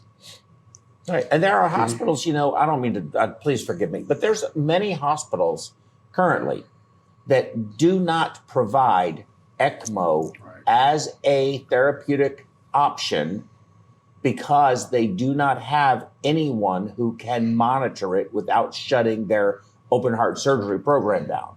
Right. And patients that show up there, if they cannot get them moved quickly and they become too unstable to move, languish and probably don't make it when there's a very good chance they could have. So I think this is a social a social issue that we have. We're not taking care of patients the way we should be able to in many hospitals that simply do not have the resources to monitor these devices. That's what I believe. I agree 100%. And I mean, the whole thing is, and I hate to say this, and correct me if I'm wrong, any good surgeon can put an ECMO circuit in. And then what happens after that? That's the question. Well, I was about to bring that point up. That the easy part is putting it in. Putting them on. That's really easy. We actually piloted a ER ECMO placement of witnessed arrests on the northwest side of town, and learned a lot. But we were teaching emergency room physicians and cardiologists and pulmonary critical care, and they're putting it in. I mean, we had the little guy in the closet, the ECMO system in the closet, the cannulas. They're putting them on FEM, VA ECMO, and then once they got them to where they were semi-stabilized or completely stabilized, we took them over to the unit and did what we needed to do. They got a heart cath. They changed out for bigger cannulas, different sites, et cetera. And we had some great saves from that. Well, the lady, the I forgot her name now. The woman whose husband died. She was her sister. Well, I can't use her name because she was a patient. That's right. As her well. sister, right? That's no, true. her husband died. Her husband died. Her sister worked in the unit, right? And she witnessed them doing CPR on him. Yeah, and she got Takasobos, and she went down, and they put her on VA ECMO there, and she walked out of the hospital. A year later, she at the New Orleans conference danced on the stage with the. Otherwise, she'd been dead. That's right. If that happened in any other hospital, gone. Yeah. That didn't have that ability to immediately initiate ECMO. That's right. Mm-hmm. Okay. See, Please. And that's without the heart surgeons there. Heart surgeons, I mean, that was that Desai put it in, or that's right. The ED doctor. Yes, yes. You've seen patients being ventilated like to death before they get transferred to another hospital. So if you exactly. Early placement is they succeed much better. They do much better. And it doesn't even have to be the Avalon if they're not comfortable with it. They can just put two peripheral venous cannulas in, put one higher than the other, and anybody can. If you can put a Quentin in, yes, you can put that in. Exactly. Very good point. And see, and that's the thing is, you really early placement. That's all with the critical care team. Get the patient out, transfer early. Don't hold on to the patient. And also to possibly, by looking at this over the screen, you can say this is not a viable candidate. We should not do treatment by ECMO. I mean, there's no reason to do it because this patient will not make it no matter what we do. Yeah, that's got to be central ECMO, and that's just. And that's the thing is, you're right. I mean, ECMO success depends on candidate selection. Right. And if you choose the wrong candidate, you have to be the right candidate at the right place, right management. So a lot of things. You could be called by an ED doc, say that's the only way this guy's going to make it is with ECMO, but you can get the information to go, he's not going to make it even if you do put him on ECMO. Exactly. So don't do it. Very good point. You have two columns and a dividing line smack in the middle that can move left or right. You have every patient on the left side who they're going to make it, whether you put them on ECMO or not. They're going to make it. Then you have the ones over here that aren't going to make it no matter what you do. Mm-hmm. But then you've got that middle, and that middle moves. And it's the patients who, they might make it without ECMO, but it's going to be real tough. And that's why I liken it to the intubation analogy. That's yes, it's invasive, but you can always take it out. But you have a limited amount of time. Correct. And if you waste that time, you miss your window of opportunity. That's why I'm just like Dr. Samir. If you think about it, you probably need to intubate them. If you think of ECMO, you probably need to do it. Yes. And sometimes they get blinders on, and I'll get this call from the pulmonologist, and then I'll say, well, what's their diagnosis? Why are they in ARDS? Oh, they have pulmonary alveolar hemorrhage.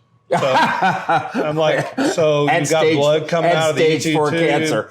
And this, and they're like, I was like, we got to put these people on heparin, right? And now if they're young, there's again, it's still a decision to make. Sure, but if they're 80 and have that, that's a non-survivable situation. Right, but that has always been the criticism, and I think that's going away. It's improved significantly, but it used to be that people believed if you put a patient on ECMO and they survived, they did not need ECMO. Mm-hmm. And then other people believed that analogy for the balloon pump. Correct. And if you put patients on ECMO and they didn't make it, ECMO doesn't save anybody. The innovators, the early adopters, the late adopters and the laggards. And the laggards, exactly. And that's exactly what it is. You got to,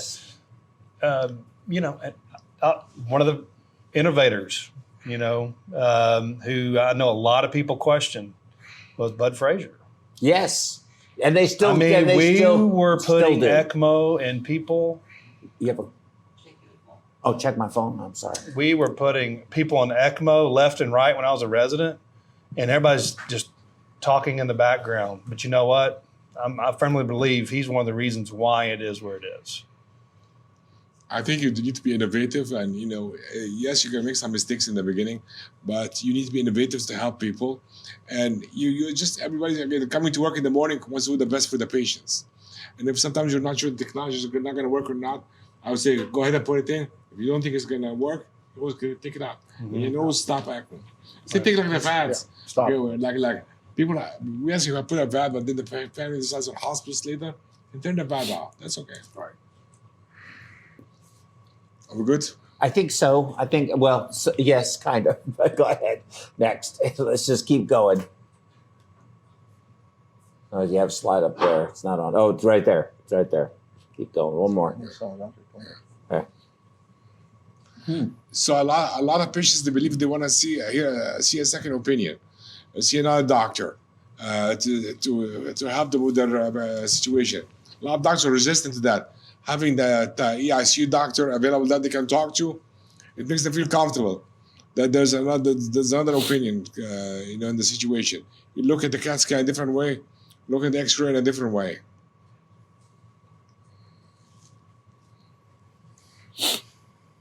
That's pretty remarkable. Pathology second opinions are that different. It's amazing.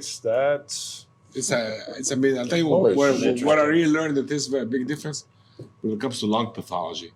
Lung pathology is crazy different, and and right now I'm suspicious of a CAT scan. I get a high res CT, and a lot of people don't realize that there's a big difference when you get a high res CT than regular CT. What's going on? And then talk about ECMO now. Now you have to be able to do a lung biopsy on that patient, and how many times you have a lung biopsy goes bad, you need an ECMO support. Right. So you really have to. When you're going to do a lung biopsy, in the back of your mind, have an ECMO circuit available. And again, that takes readiness and experience with having this over and over and over. Not be scared. It's okay. We can put the patient on ECMO. It's a couple of days. I've experienced this before. Lung biopsy, put the patient on ECMO. For some reason, there's our lung transplant physician. He's an amazing guy. And he says, we do not know why patients deteriorate after lung biopsy. We have no idea why. But we're not going to ponder it. We're just going to take care of the patient. And then, and then 2-3 days, he's an amazing guy. Dr. Wong, he's just like, we do not know why they deteriorate after lung biopsy. Just put the ECMO and move on. Yes, that intellectual curiosity that sometimes gets our patients in trouble. Absolutely. Absolutely. When one thing can fix multiple different diagnoses. It's like pericardial effusions. The patient's like, what caused it? I don't know, but this is how you fix it. Exactly. And you're going to feel much better. And once they feel much better, say, I'm great, I'm very thankful and appreciative. And there's a lot of patients that want a second opinion. Don't underestimate that. And a lot of doctors get offended when you have a second opinion. Nothing wrong with getting a second opinion. And I'll tell you, I'm a critical care physician, and I believe in the patients. We have to do the best thing for them. But the last statement, I'm heavy into it. And I wasn't before. I learned getting a palliative care consult on all these patients. Just give them the options in life. The palliative care guys are much better than me in explaining the choices for terminal patients. Much better than me. They give them different choices. And they'll call me on the phone, tell me, well, this is what you think. And I'll tell you, get an ethics or multiple palliative care, nothing wrong with that. They're much better than me. And I'll tell you, it becomes a mandatory consult for us right now. To put a VAD in any patient is to get a palliative care consult. And that really, and the patients are much happier with that. They feel informed, they know their choices. Well, and they're included in the decision. Exactly. And here's some financial stuff, the money stuff.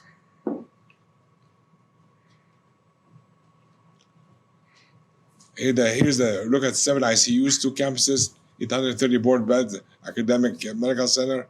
I'm a little biased. I know what that medical center is. different kinds of cases. That medical center is in a weird area. It's on a cusp of two counties. One is a very rich county, and one is a medium rich county. And it's very weird, like the kind of patients they see. And it's supposed to be the trauma county also of the hospital. It's a county center. I can tell you as much. But they do private heart surgery big time.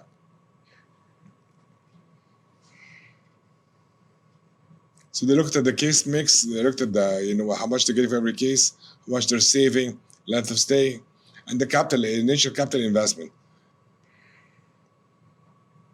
Which is the biggest deal, the initial wiring. That's the biggest capital investment.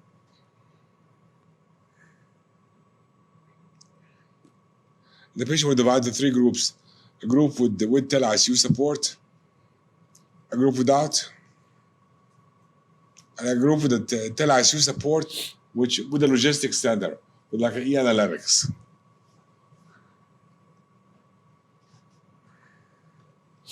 That logistics center was the first innovative idea of having a center that can manage the patients and manage the transfers. And really, any hospital, academic center, they make that investment in the center, should use it for both. That makes sense to me. Okay, it's just use it for your ICU care and as your transfer center. You have somebody you're paying 24/7 anyway, and you have them. Then they know critical care and they know where the best place for the hospital the patient should go. What else beats that? It's better than calling the nursing supervisor and waiting for whatever bed is available. Is it the CCU, MICU, Neuro ICU? Like, controversy. A valvular bleed. Where are we going to put them in Neuro ICU? Should put them in the cardiac surgery ICU? And like I'm a biased person. Put them in the cardiac surgery ICU. Have neurosurgery staff look at the patient, because you have to look at the best person manage the patient is the cardiac surgeons or the cardiac surgery ICU attendings. Neurosurgery is best at dealing with the head situation, which needs to be taken care of, but also they need to take care of the whole body. We sometimes forget about that.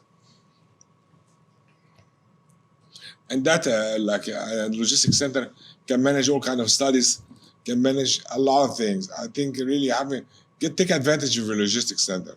A lot of people, unfortunately, are not doing that.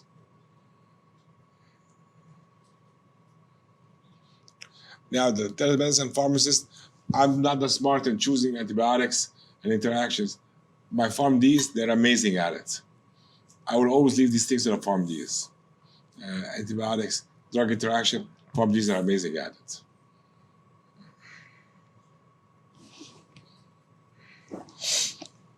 And again, this whole, we talked about the admission requests, medical patients versus surgical patients. Where should they go? That's the discussion all the time. Should we put them, where should we board them?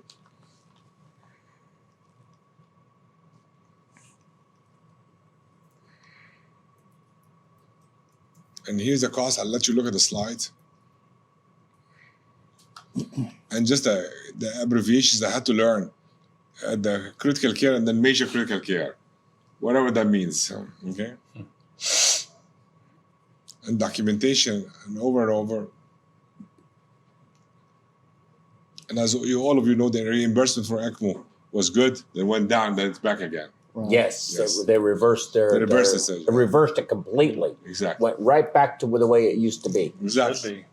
And I don't mean to continue to interrupt this thing, but there was so much controversy around that. Now, I don't know this 100%, so I'm going to make make the disclosure that I am not 100% certain of this. However, I keep hearing on the word on the street was that one of the temporary VAD companies was going to CMS and influencing, which CMS is wrong to have done that, but influencing this decision. Have you heard anything about this? Do you know what I'm talking about? No, to be honest. Okay, good. So we'll just leave it at that. But the big companies, LivaNova, Medtronic, all of the big ECMO companies, Getting, ELSO, and STS, all went to CMS and said, you've got to reverse this. This is not appropriate at all. And that's what resulted in the reversal. Thank God, because it was a nightmare. Absolutely. $8,000 to do a VV ECMO. Can you imagine?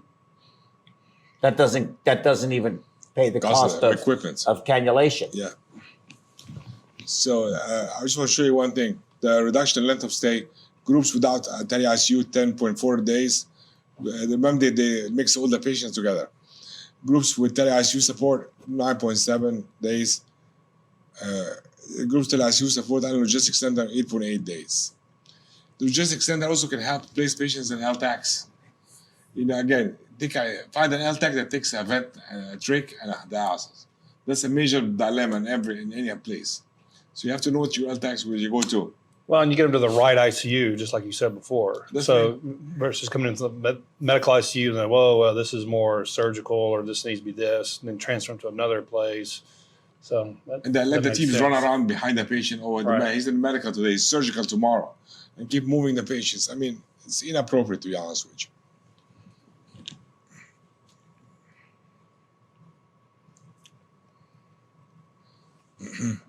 This is the cost adjustment and documentation. I'll tell you, maybe I over document, but see, my laptop is next to my camera laptop. I'm just, when I'm looking at the camera, I'm just documenting on the side.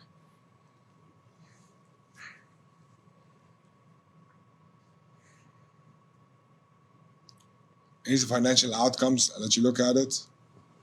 That's really important because, again, whereas technology and saving patients, we have the reality of Obamacare, Trump care. Who care after that? Not sure.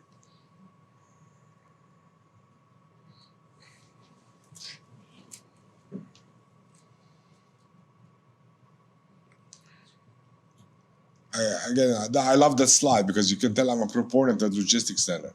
I'm a big proponent of it.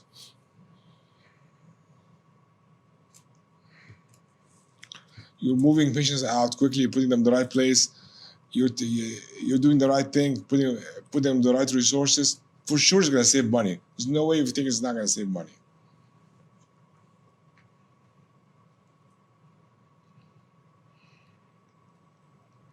You're using less of stay, getting the patient out. You can take more patients in. You can do more cases. You have less CMS issues, less cases with sepsis, less cases with pneumonia, less, skin breakdown, less DVTs. Just do things the same way every day. Uniformity is very important. I think you should innovate and be uniform. That's very important. That balance is very important. And having protocols helps you to be uniform, and then also, but you're able to innovate. Just kind of an aside for that regarding the best practice adherence. Do you have like a checklist of the core measures? You go over every patient when you're making rounds to make sure that they got like SCDs and DVT prophylaxis. I mean, it's probably just become second nature to you, but is that something they report back to you every day, that and the usage of Foleys and central lines and all that stuff? Are you in charge of that on the rounds? Yeah. Absolutely. Okay. Absolutely. How long before should we take it out, or should we leave it, should we put it there? But I'll tell you, but sometimes I go the way that sometimes, infection control doesn't agree with me. This patient needs a Foley, put it in and leave it in. I'd rather a patient piece in a Foley than having skin breakdown from urinating. Absolutely. And if you're worried about the renal function, monitoring that. Exactly. So, sometimes the infection control look at the angle. They're not going to have, UTIs, but they're not looking at skin breakdown. So you have to look at the whole, globally, the whole picture. That's the thing. I'd rather patient has a Foley, maybe I take a risk UTI than have a skin breakdown. If you've seen a bad skin breakdown, you'll never forget it. When you see bone that you can, I have one of the nurses, she says that, unfortunately, little joke, I can hide my fist into the wound. And when you see something like that, and I'm sure you have, you'll never forget it. Right. And the patients die from that. Well, that's also looking at the patient. Are they ambulatory? They're able to get up? Is this person wheelchair bound when they came in? Lucid. I know, yeah. Well, and we have on our Epic generated orders reasons for keeping a Foley in. And so at least we do agree with, in our hospital system, with the infectious disease people, we have reasons for it so they don't ever bother us, as long as you document it. That's it. That's what I always say. Patients are going to fall off the track, and you just have to document when they're falling off the track. You're not going to use 70 cc's per kilo for ventilation. They call them off the track patients. Huge patients, huge belly, and you really need a big tidal volumes. You just have to document it. Why are you going to fall off the track? Again, I'm going to remind you again, that picture is very important. Everybody just look at it and understand. You guys are much smarter than me. The complexity of what you do is on the left. So you try to combine the complexity of what you're doing and what I'm trying to manage. And again, it's my little setup. And as like I said, my one laptop is for the camera, another laptop for documentation. And my brain. I could not put my brain in the picture. Anyway, and that's the thing, is you're trying to coordinate that effort, what's happening at the bedside. You don't have to have a bulky situation like you're having at the bedside. So we talk about cost, here's the cost. On the left is thousands and thousands. And you guys know that. And on the right is just a simple setup. It's the consult service, which I believe people should start with that like that. I mean, the consult service, get to know the people on the ground. If you want to expand to the e-care system, you think you can do that, you can afford doing that, then you should. But I do prefer the consult service. You get to know the staff, you get to know everyone, and you get to be involved with the care. And I think it helps the relationship become stronger. You can transition to e-care as you expand more. So I think you should start slow. That's my little opinion. And then again, the initial investment is going to be only the camera and the 2 laptops for attending. So you have the cameras, 2 laptops for attending, and you have to pay the staff, obviously. That's it. So you have staff costs. The hardware cost is not that much because you have and then the camera. That's a fixed stuff nobody can change, unfortunately. And unfortunately, like I was saying before, it's one camera company that produces the camera. Nice investment they made. This is a little live action, which is very. That was not like a code or anything. Yeah. You want me to start the video? Yes. Start the video, please. It's just a simple situation.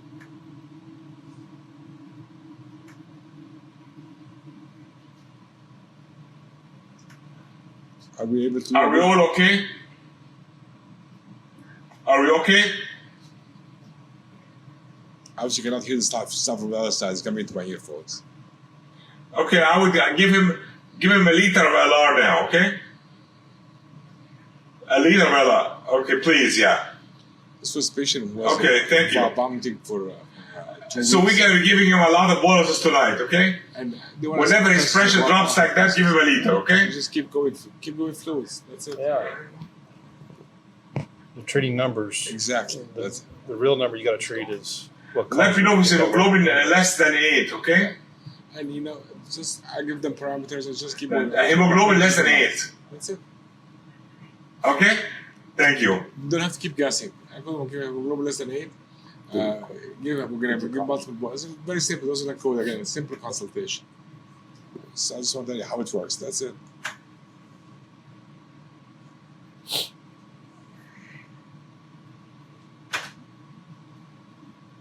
So I want to thank a few gangsters I worked with that taught me a lot about MCS and ECMO, and they're true gangsters. Now they're dispersed all over the country. And really, they're all very good friends. I enjoy hanging out with them. They taught me everything I know about MCS and ECMO, and I owe them a lot. I want to help teach them a little about telemedicine.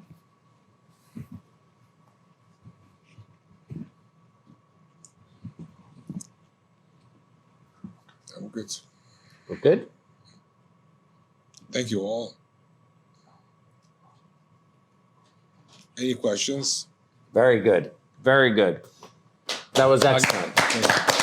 I got a quick one. So, speaking of burnout and the rounding and the Houston traffic and all those kind of things that we'd have to deal with. Hey, Magic. Open phone lines. Physicians like yourself get into later years, kind of get tired of dealing with that. Do you see this expanding the life expectancy, of your career as a pulmonary critical care physician, because you're taking that stress off of I'm going in every day, kind of like a regular job, and dealing with does this take some of the pressures off of the personal interactions and the patient interactions on a day-to-day basis because you're not physically there? You think that would extend your career as a pulmonary critical care physician? Absolutely. And I think right now, I love going to the hospital during the daytime, doing my transplant case reviews. I enjoy that. I like the engagement. But I also like to take my calls for the ICU at nighttime. I don't leave my house. It's my house. I'm drinking my coffee. it will make it like, why would I not do that some more? Like I always think to myself, I enjoy doing it. I love the interaction. I love dealing with the patients. And now it's cutting down a lot of the things I don't want to deal with, the driving and, the physical toll. Yes, absolutely.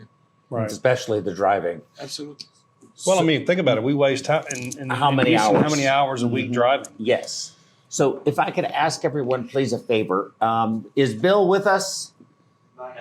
No. Is he going to come back? Yeah, there he is. He's right there. I see him. Could we please, if you don't mind, we're going to bring in our next speaker, Bill, William Dubois. He's the president of AmSECT. Hey, Bill. Bill, I'm so sorry we ran a little late, but this was just such a fascinating thing. I wanted to bring you in because I think that, being the president of our national organization, you may have some input in this and some questions for Dr. Samir. And if you'd like to also give your presentation, and then we can maybe all discuss all of this at one time. No quick questions right now. I see you have your handsome twin brother there with you, right next to you, right? Yeah, Doctor. Yes, we are. We spend off money on hair products. A lot of money on hair products. Yes. Yes. Yes. My wife has to shop for hair products every day. I'm using Rogaine. Oh. Only the problem is it gets on my ears. That's harsh. Okay. Yeah, we just had one of a physician leader with one of the big manufacturing companies give us a talk on the training of new personnel and how it's going to differ. The training hours will be less, and specializing will be more, will be increased. For TAVR specialists, maybe surgical valve specialists, ablation specialists, coronary artery bypass. And one of the questions came up, how would they take call? Like if everyone's specializing, you wouldn't really have a generalist kind of surgeon to care for any kind of emergencies. Any thoughts on that?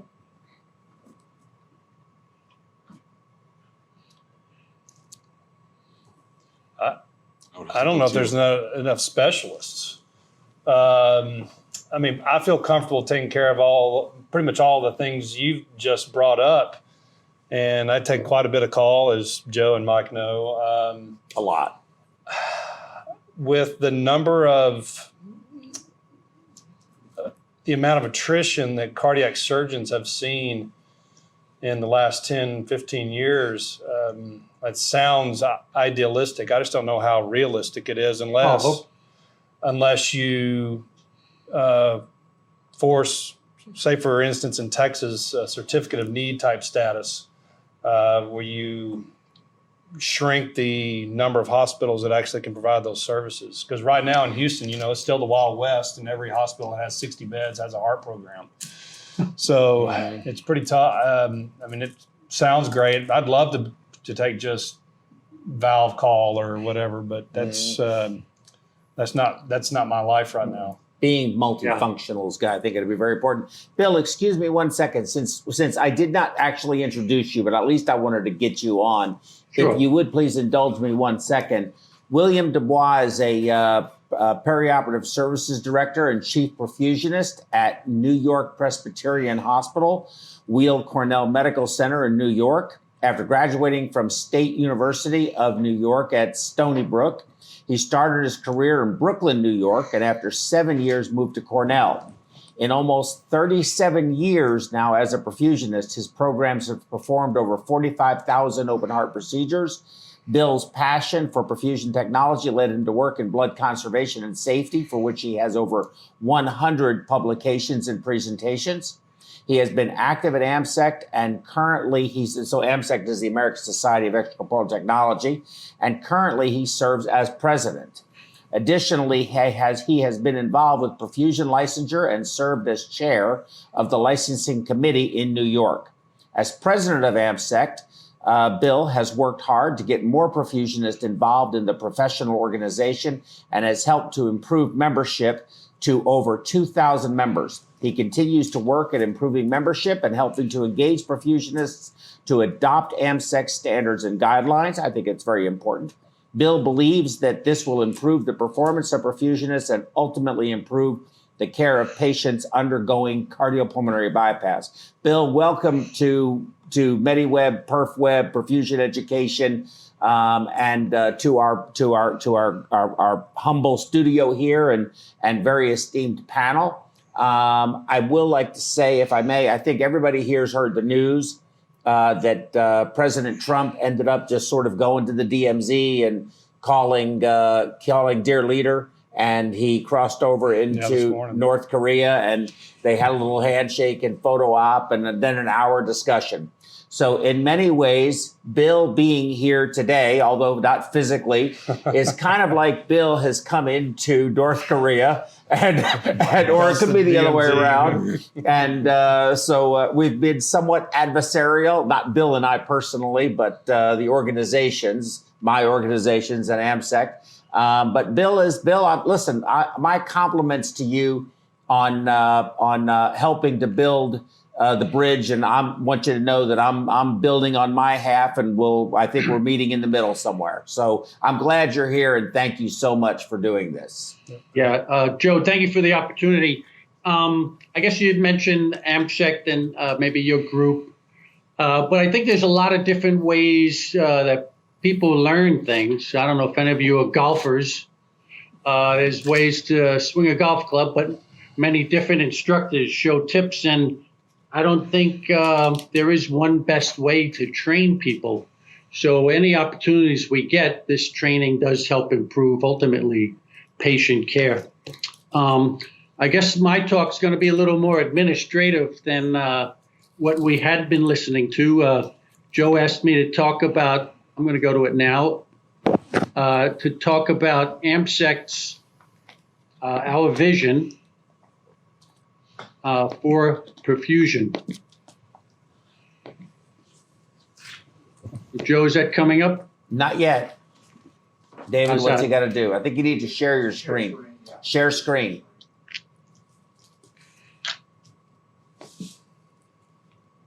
Man, all the old people, we all have, we get there eventually. Mm-hmm. But there you go. How's that? So there it is. You're there. Okay.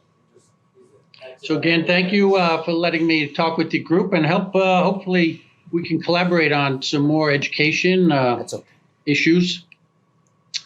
So AmSECT, the mission of AmSECT was to improve patient care and safety by providing continuing education to meet the professional needs of perfusionists. AmSECT's been around since 1964. AmSECT is not just me. We have a board of directors. Jim Rager is the president-elect. He'll be president next year. Our treasurer, Scott Snyder, and Theron Poor as secretary. And then we have zone directors that represent the different regions throughout the country. Here they are. We actually have two new zone directors, as Dan Gomez and Rob Longenecker have trialed off the board.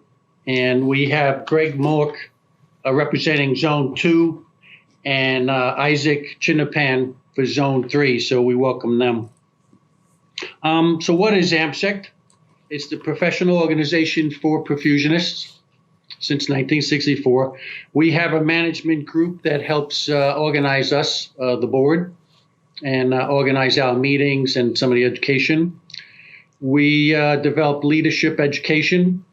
And now I'm actually excited over this. Memberships, over 2,000 members worldwide. And that's a little over 40% of the perfusionists in the country. There are about 4,000 perfusionists. While that doesn't sound like a lot, if you think of AORN, there are 1 million nurses, operating room nurses, and 100,000, or only 10% of them are in their organization, AORN. But in that 100,000, that's a big number, so there's a lot of strength in that. And they were able to influence the OR dress attire, which is a big thing. Actually, we may be seeing some changes with that. And those kind of decisions are actually enforced by the Joint Commission and CMS when they come in for their reviews. We do provide education through our meetings and through AmSECT University. Good to hear that we're upgrading AmSECT University now. We have meetings. We're down to 1 to 2 meetings. We combine the adult and pediatric meeting now. We support perfusionists with other types of products such as Joint Commission kits, education on various technologies. There's a camaraderie, helps primarily at the meetings. It's interesting, the online meetings versus the in-person.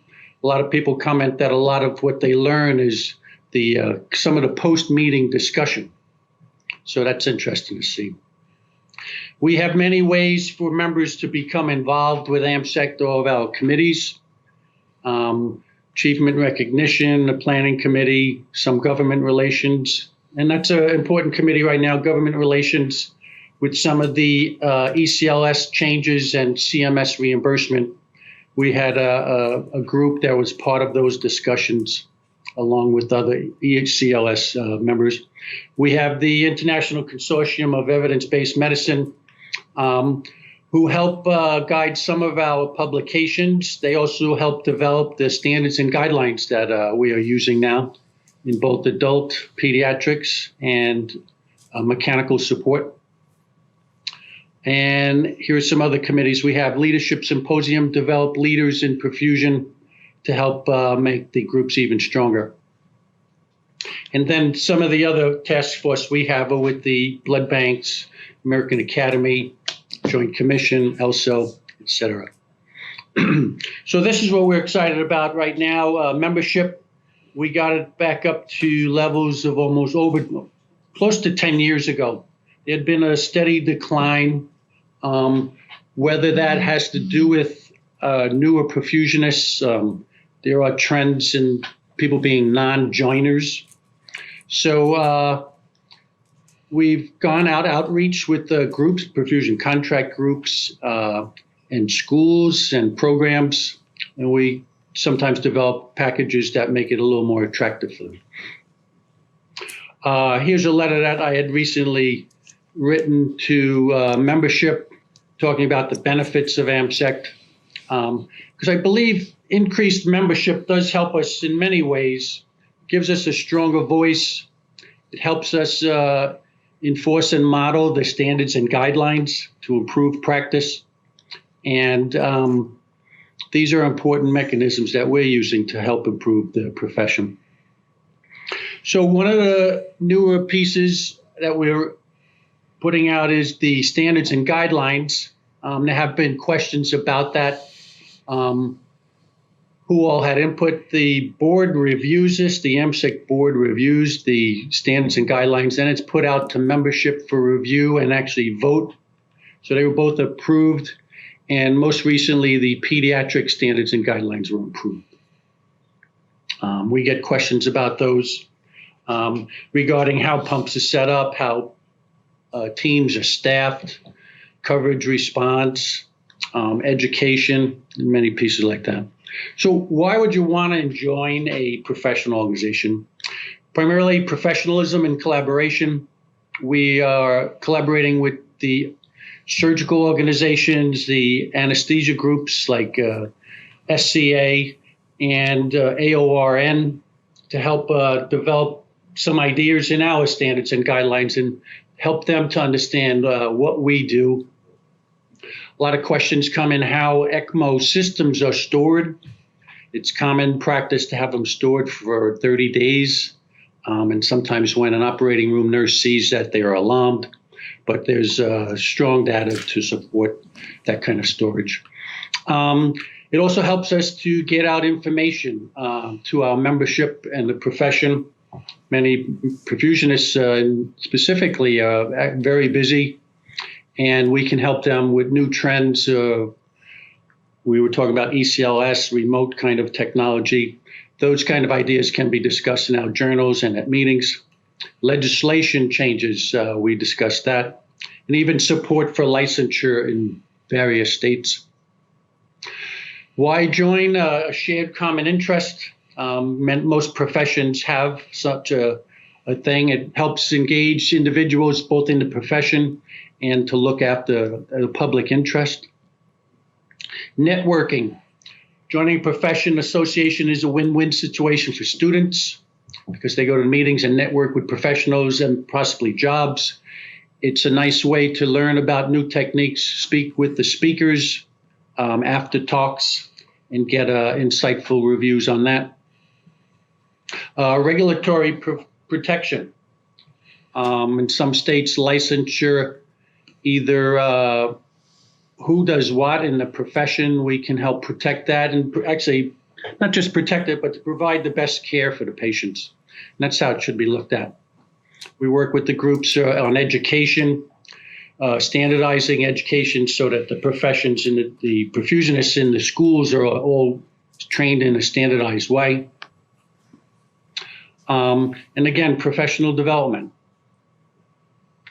Why join? For credentialing, different credentials on ECLS, or VAD support, blood conservation. We have the IBBM. You get training in that as well. Professional recognition, just like physician colleagues, different designations for perfusionists on different skills they can learn and acquire. We also have professional recognition, the Gibbon Award. This is an award to honor a candidate making significant contributions in cardiopulmonary bypass, interrelating with the field of extracorporeal technology. It's one of our highest awards. The AmSECT Award of Excellence, another form of recognition presented annually to the perfusionist who demonstrates the work of excellence, exemplifying creativity and intellectual honesty. And the Perfusionist of the Year. So from the forms of education, we have our AmSECT University, and that's being updated now. We have the International Conference. There's training, pre-education going on at the conference, and then scientific abstracts that are presented representing some of the cutting-edge research by both students and professionals. We have a pediatric conference. We do combine at the international meeting. We have Joint Commission toolkits that we are putting together to help individuals when they do have a Joint Commission visit. And a lot of ECMO education, or ECLS, with some upcoming webinars. Safety education is one. We do a lot of safety polls on this. And these are some of the meetings that we have had: the Leadership Symposium, the Pediatric meeting, and then our bigger meeting is the AmSECT International. And this year was actually one of the largest meetings we had, with almost 700 delegates in attendance. So this was very good. It was in Nashville. So the cost to join AmSECT, it's not free, but it's $225 a year. 60 cents a day. You can't buy many things for 60 cents anymore. There are also group membership discounts, and they vary on the number of members that you can get to sign on. We encourage individuals that are members to recruit others. And again, this is important for the profession to help represent us. We do have a stronger voice in providing education, maintaining our standards and guidelines, or enforcing the standards and guidelines. So why join it? Again, in review, broadens your knowledge. I know Joe discusses some of the education he provides on MediWeb and PerfWeb, which are excellent sources as well. It can charge a career, either new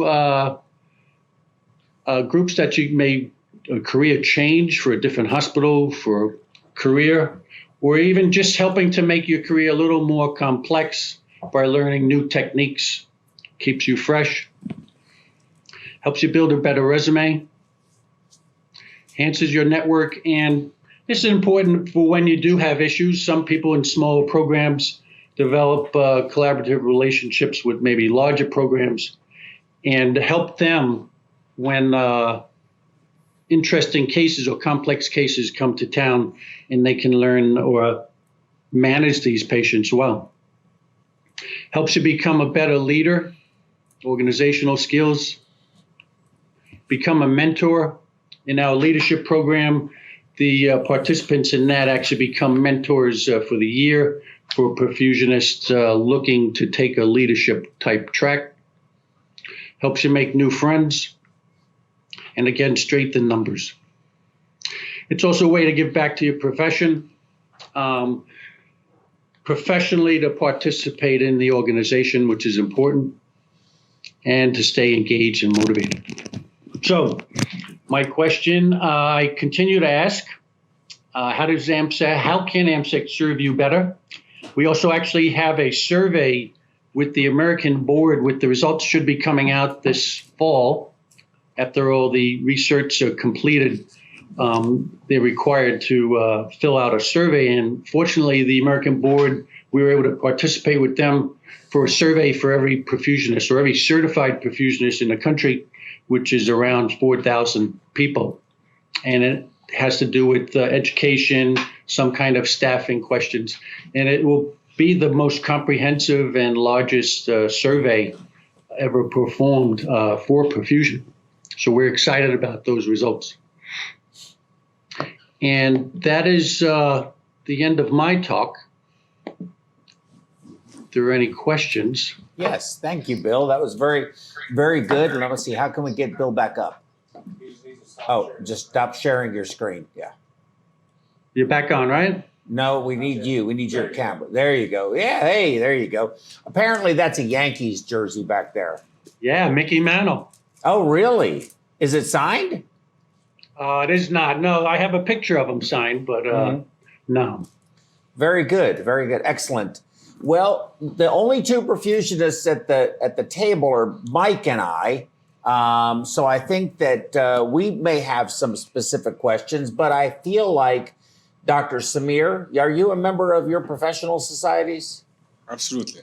Are Yes, you? You're a member of STS? Are you a member of AmSECT? Presently, no. Presently, no. Do you have any professional societies you can be a member of? Cell Society, Sales Associate Society, and the Medical Device. But you are a member of those societies. I am. Okay, and are you a member of the STS? No. Okay, so why? I'm not a member of AmSECT, but I am a member of STS. Well, first of all, I do have a baseball signed by Mickey Mantle. So just want to let you, maybe we can get together and I'll show you my baseball and I can see that beautiful jersey, by the way, Bill. Anyway. Would imagine maybe some Nolan Ryan memorabilia. Maybe so. Maybe we can do that. I've been a member on and off through the years. Just recently, about 5 years ago when I joined a new company, Joe's company, at that point, I got out of it. I can't really give you a good reason why I did and why I have not gone back in. I think there are good things for it. I enjoy the CREF meeting every year, which I think is a great meeting. Been to the international conference many, many times too. Probably more than anything, I've got about 2 more years to really do this. And I figure at this point, it just is not, with only 2 years left to go, there's really not much more that I feel like it can offer me. Probably a very simplistic view, but that's kind of where I am. Okay.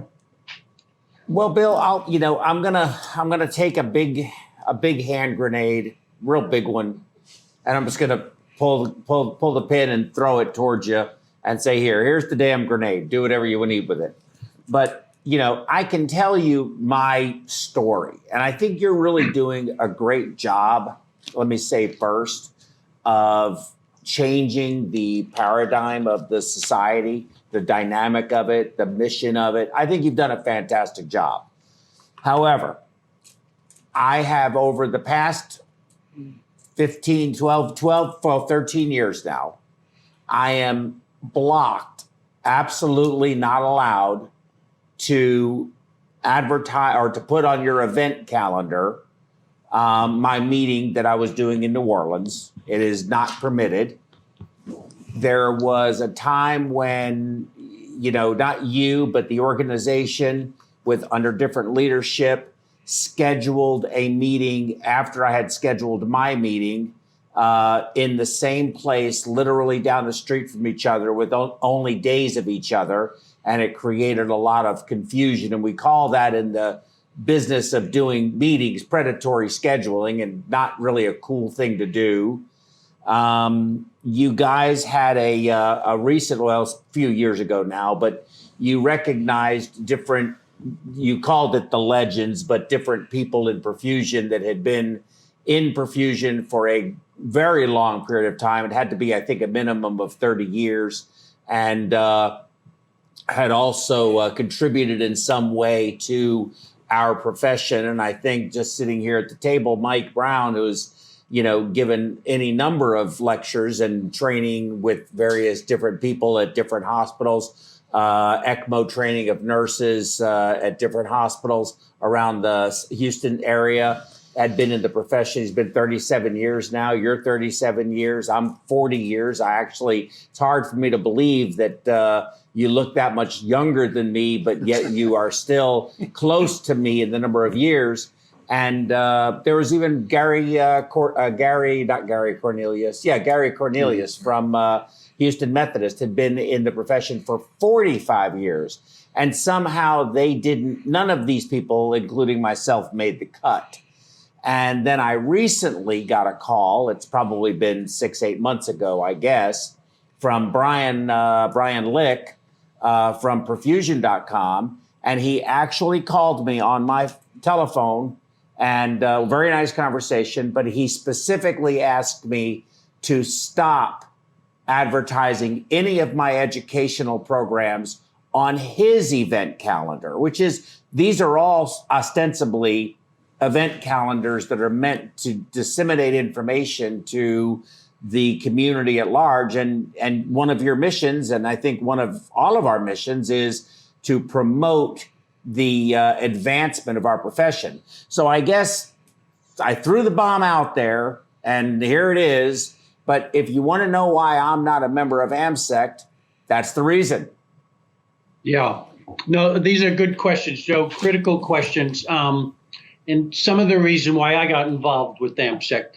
Some of the thoughts were maybe we weren't as inclusive, we were too inclusive or exclusive. Sometimes when you mention where you were nominated for I think it was the 50th anniversary probably meeting. Mm-hmm. Some of that comes from nominations from members. So sometimes people may get excluded if they are not members.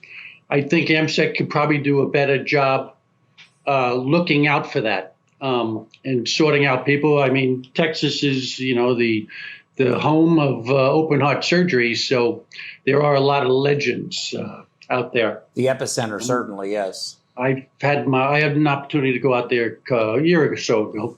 It was an impressive visit. The advertising piece. I mean, I guess my vision for that is the way like STS does it. They kind of endorse a lot of other meetings.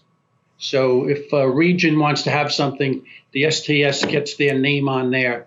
I don't know the intricacies of how they manage and set up the meetings, but they can get their name on there. They kind of endorse it. They may help organize it for content. And that's how I would like to see it. You can understand AmSECT needs to make some money to help with some of this education. I mean, I see the way you do it. It's got to be an expensive way, more so than my studio here. But I would see something like that AmSECT, if you have a meeting, some way we can help endorse it, maybe help with speakers for you, and work with that. Maybe some kind of the sharing could be with membership. Part of the fee would be to sign up members. And I think that's a win-win for everybody like that. And that's something I'm trying to still push forward. And I have another year to go on in this position. Are you going to run for re-election? Sorry? Can you run for re-election? I can actually, yeah. Well, you know what? I'll join and vote. Okay, if you want to do that. So I think that at the end of the day, we have to just say what was, but what is and what will be. We have an opportunity here, an opportunity to work together I think that, yes, I think that and I think that's why I love this panel so much, the diversification of it. I've got an anesthesiologist, a heart failure specialist. I've got a cardiac surgeon who's also a heart failure specialist. I've got a perfusionist, and I have an industry person. And, we've had so many different types of people up here that diversification, that inclusiveness really matters. And I think it would help with, you guys as well. And I feel like you guys, I don't want to make this a one-sided thing. I think that if we were to be able to come up with some type of program or plan where we were working together for a common goal, you would help me too. So this isn't a one-sided equation. I think that I would benefit greatly from a much better relationship with AmSECT than I currently have. So I'm extending my hand out to you, and hopefully we can continue these discussions and make that happen, because I do think the organization is important. I do think having a professional society is important. I do think having structure and guidelines and all the things that the STS provides for you and for the American Academy of Anesthesiology provides for you, or cardiac anesthesiology. I think these are all very important things. So that's my opinion. I mean, and both you and Brian, you provide a great product for people, for perfusionists. So there's a reason why you're still doing this. And it's a reason that we learned from you as well. You're probably more nimble than we are. We have a board. When we want to do something, you have to get a big vote and such. And that can slow us down, but it makes it possibly a more thoughtful process. But no, I'm excited about this, getting to meet you, speaking with you prior to this meeting, and your nice public commitment to collaborate with us. That's great. Well, thank you. So what do you think, Bill? What do you think about all of this discussion today about ECMO monitoring, doing it with telemedicine, perfusion telemonitoring of ECMO? I don't know if you listened to Dr. Samir's presentations and all the discussion. What's your thoughts on that? Well, with the ECMO, I guess it varies in different states of who can actually run it. I like the idea of, in maybe even smaller communities where you do have a telemedicine type setup, that someone with a lot of experience can be reviewing it. You probably need a couple people on that, in that center, like the call-in center or the monitoring center, to make it much more reliable. Because if someone was to get involved with something, maybe another hospital may be having an issue. And I think that could provide a great deal of quality and expertise to smaller programs that do it, and make this technology more available. I guess in the scheme of things, when they say a perfusionist would be a lot of money, it's actually a small expense. But physically on a perfusionist to run these cases 24/7, because we have experience like that. Some centers we're involved with run 24/7, and others we do like a hybrid model where we train the nurses and in some respiratory therapists to run ECMO. In New York State, for example, they have to be licensed to be involved with it. So the unlicensed ECMO technician, I believe, couldn't occur in New York. But the training, getting more people involved, the systems have evolved tremendously from when I started doing an ECMO 30 years ago. They primarily bled to death, or the oxygenators would all leak within 6 hours or so.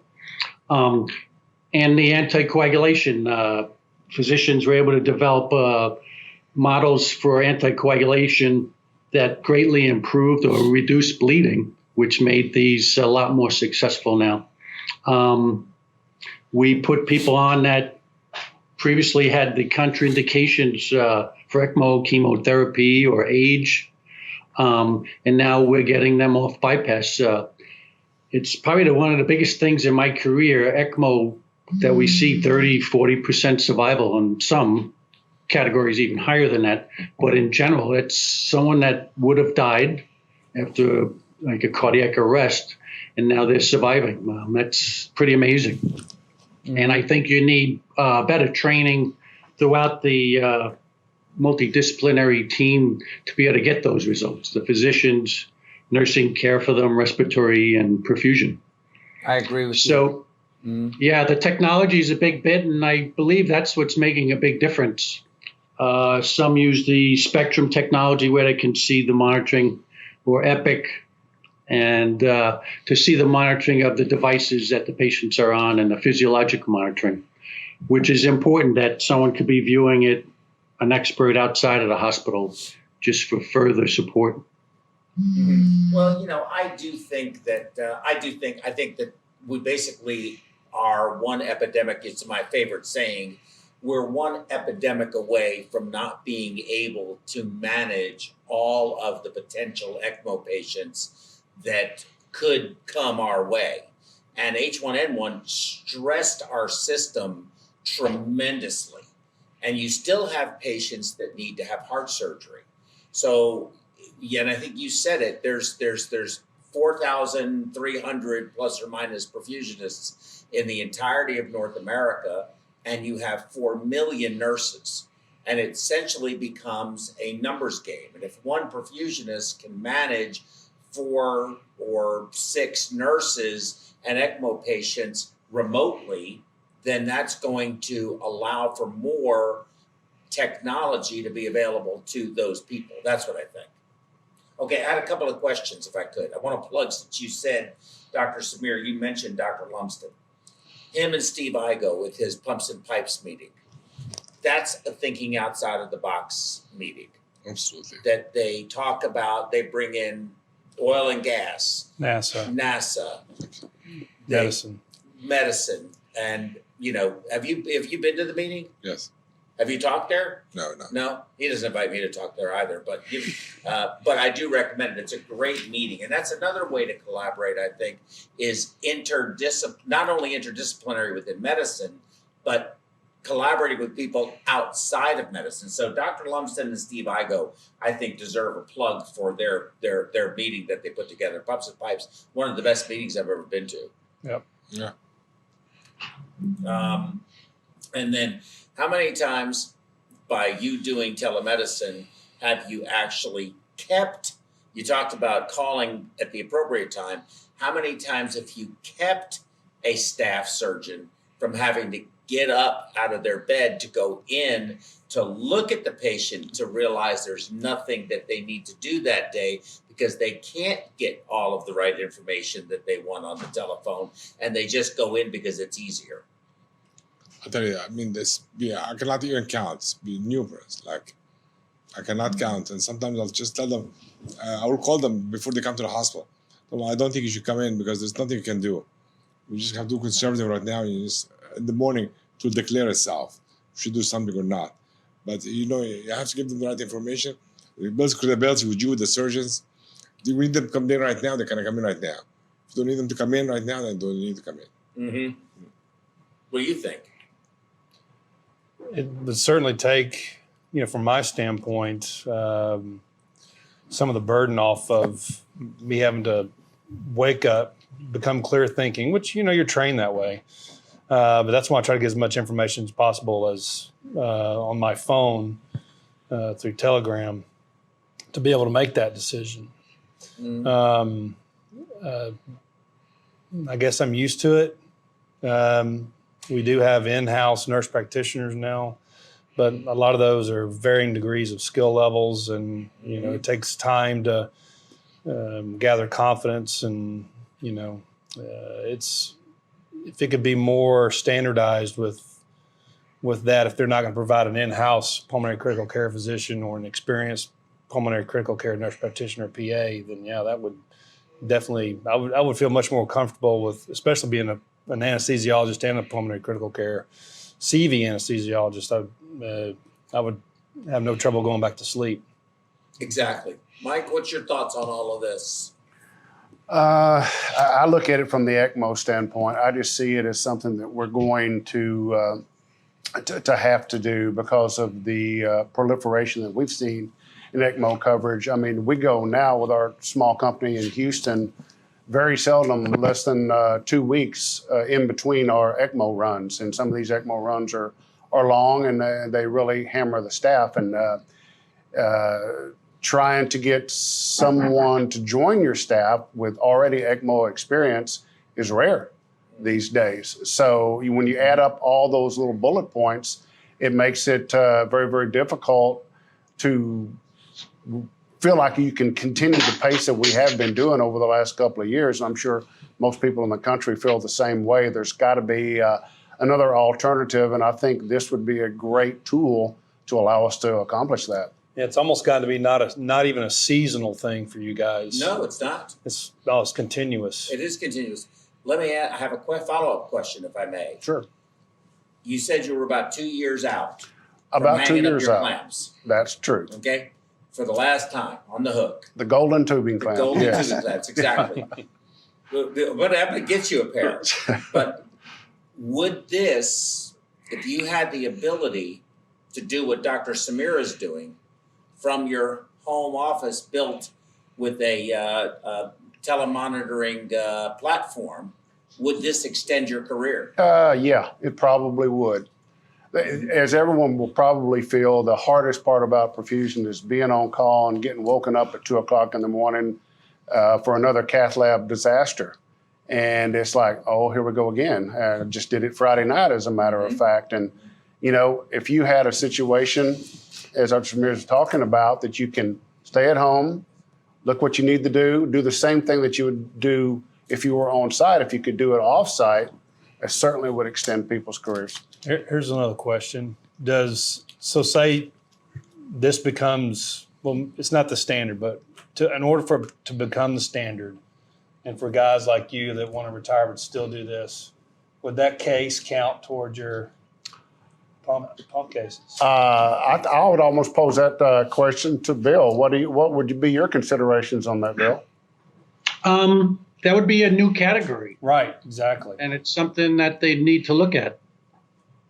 It's a pretty cool idea to have someone experienced. I mean, I think that would be the benefit of it. You've got guys that are very experienced, can do this stuff in their sleep. Yeah. And if they want to do it for another 5 or 10 years, it'd be a shame to put them out to pasture when they could still contribute. Get in there, get out of bed, and sit in their underwear and give advice. Okay. As long as they only have a one-way camera. Well, you'd have to wear a T-shirt. But. Back to the question, though. I've been calling you Bill. If it's William, my apologies. No, I don't know Bill's if fine. Bill's okay to. I'm with you. As they did, I believe I was one of the first people. One of my things that I really accomplished in perfusion is I wrote the American board, and I told them that you're going to have to allow for off-pump cases to be considered part of your 40 required cases a year. I think I was one of the very first perfusionists to contact them. My first response back from them was, no, there's plenty of cases out there. And my response back to them was, well, one day it won't be. Yeah. And I think your comment about creating a new category is what we're going to have to do with these things as we see. And maybe give those cases a half a credit or a quarter of a credit or something. And that has to be, I think so. And that has to be a collaboration because it's the board, the American board that dictates that. But again, a strong professional society with strong leadership is going to is going to represent their constituency, which is their members. Right. Or which are their members, as the case may be. We have a simulation category, and if you've done simulation, it's a lot different than doing an actual case with a human being on the table. But they count those as cases as well. But it has to be high-def sim. It has to be an entire case. There's a lot of rules associated with that. Mm-hmm. So it's not just as simple as a 15-minute simulation. It has to be a full, you go on bypass, clamp, pledge, the whole 9 yards. So it takes as long to do the simulation as it does an actual case for it to count. Right. Mike, any comments about all of this that we've talked about today, both representation and from a telemedicine perspective? I'm a numbers guy, and from a numbers perspective, telemedicine works. We're seeing it. I mean, for example, early on in the program, I'd mentioned that the Cleveland Clinic posted some results of 60% less calls in the middle of the night, right? To where individuals don't have to get up. I think that's significant. It prevents burnout, and it fosters a better work environment. In addition to that, back to the numbers, it's in 2014, CMS came out and looked at how many telemedicine ICU hospitals were currently out there. And in 2002, there were 16, right? And now there's 213 by the end of 2010. So CMS is embracing it by looking at the facts, by looking at the numbers, and from a compensation standpoint, they're embracing it because didn't you mention that they're continuing to provide additional funds to? Absolutely, because you're reducing like ventilation, pneumonia, sepsis, DVTs, things like that. And you get reimbursed from CMS for not having these complications. So there's definitely some parallels, and I think it needs to be looked at and considered for ECMO as well. So Very good. I think that's very, very thoughtful. And you are a numbers guy, and we appreciate that about you. I'll tell you my firsthand experience with something that is somewhat similar to this. We were out together, and it was before we had started drinking, and you got called, which is rare, okay, for you, but we had gotten called to a hospital. One of your surgeons that you work with had some kind of endovascular procedure they were doing, and you needed to go assist with the, various different devices they needed to use. And you had questions about what to tell them, what would be the best option. And you had me hold my phone up to the thing, FaceTiming to someone else while they were doing whatever they were doing to help give you some guys. This was somebody who was in a completely different state. And that's, I think, the beauty of telemedicine is you could be in a different country. Actually, that's what we're working on right now. Matter where you are. And it had nothing to do with my product. It had everything to do with the patient. And we needed some coils. And there were a variety of coils on a cart. And the physician needed them. I wasn't well versed in all of them, but I did know an individual with Terumo that I trusted, and I called him and had Joe hold on to the phone. We FaceTime. We went over the various products that were available, and then while Joe was holding the phone, I'm pulling products, opening the coils up, and we're collaborating, the physician, myself, Joe, as well as the sales associate on the other end. Well, my job was to be the robot and holding the camera. That's all they trusted me for in this case. But the outcomes were successful. And we couldn't do what my products were intended for unless we resolved the issue with the coils to prevent bleeding. So I thought that was I had that firsthand experience. I mean, this is we have not yet caught up to technology, basically is what it comes down to. Right. What we feel comfortable with as human beings is just so down here when technology is already way up there. And Bill, any final thoughts on all of this? Well, I guess we're a little slower because of the product we work with, the human beings. No, but it's fascinating what we can do with technology. I think we're on the way with that different type of monitoring that you spoke about. I guess the big thing with things like ECMO and all is getting the people who cannulate. That's the question I always had. People talk about having less trained or even non-surgeons trying to cannulate.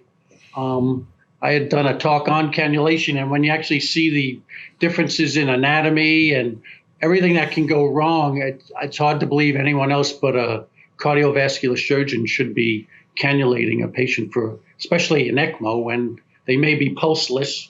So under the worst conditions, you probably want to have the best qualified person now. I don't know if you have any thoughts on that, how to improve the access. I do. I mean, so So let's just hypothetically say you have patient X, and patient X is dying, and without ECLS, patient X will definitely die, and you attempt to put the cannulas in, and they go retroperitoneal, and it doesn't work out, and patient X dies. Well, they had at least a chance because the cannulas might actually go in the right place, and patient X actually lives. So you have a known outcome, which is death, and then you have somebody putting cannulas in. I think they should be trained. I think I've seen heart surgeons do it too. Yeah, even heart surgeons but I agree. can go retroperitoneal. Your point is correct. If I have my choices, I would rather be the ones putting it in, especially I'm going to be part of managing it, because there's just that feel. However, back to what we talked about earlier when we had our piloted ED ECMO institution program at a Northwest hospital we worked at, that Joe basically did all the education for, sent all the emergency room physicians that were either interested or coerced, because we definitely needed a number of individuals trained, and also pulmonary critical care, whether they wanted to be trained or not.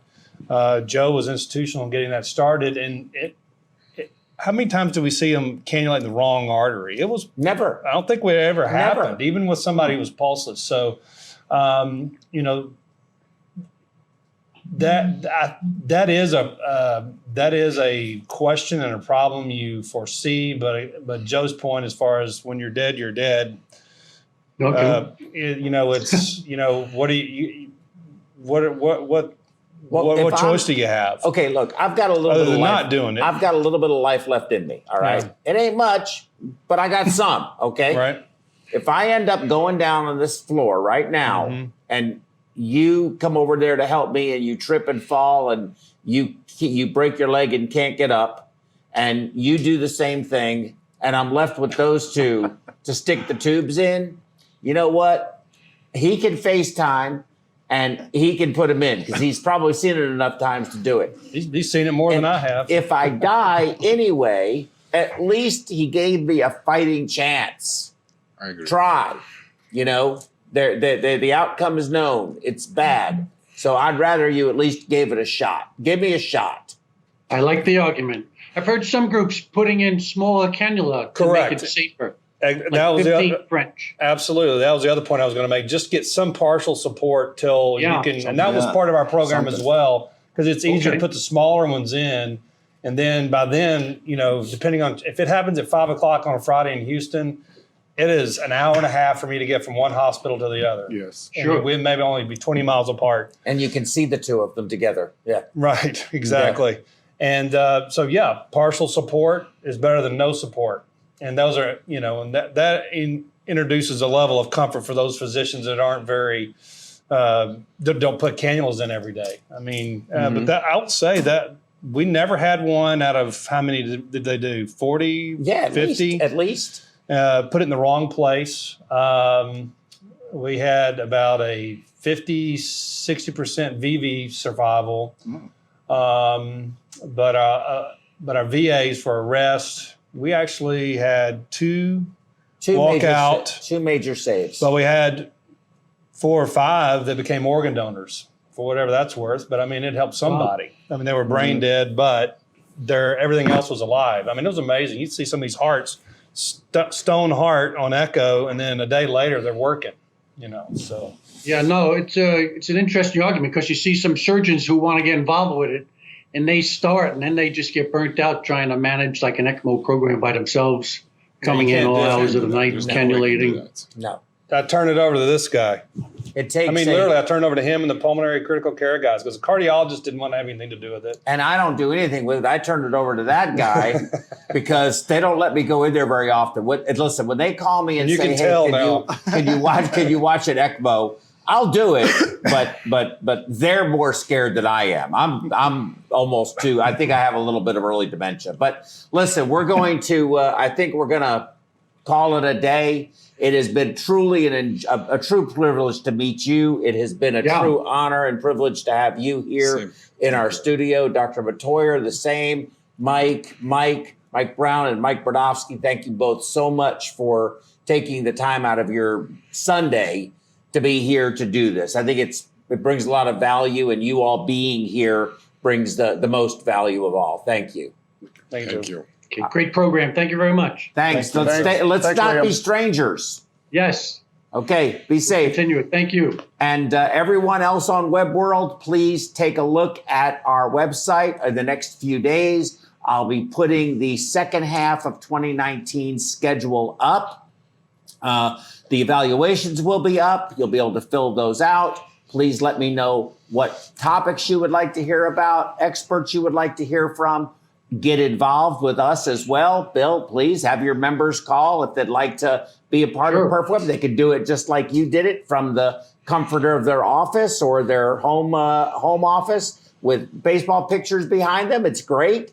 But that's what makes this such a fun program, is that it is interactive. Everybody has discussions, and you can be part of this also, and part of essentially what I call the revolution in continuing medical education, with decreasing reimbursements, no CEU budgets, staffing issues, not being able to get away. And you want to watch a program that is not only required, but that is interactive, enjoyable, informative, educational, brings value to your practices. That's the goal. So thank you all. We'll see you next program.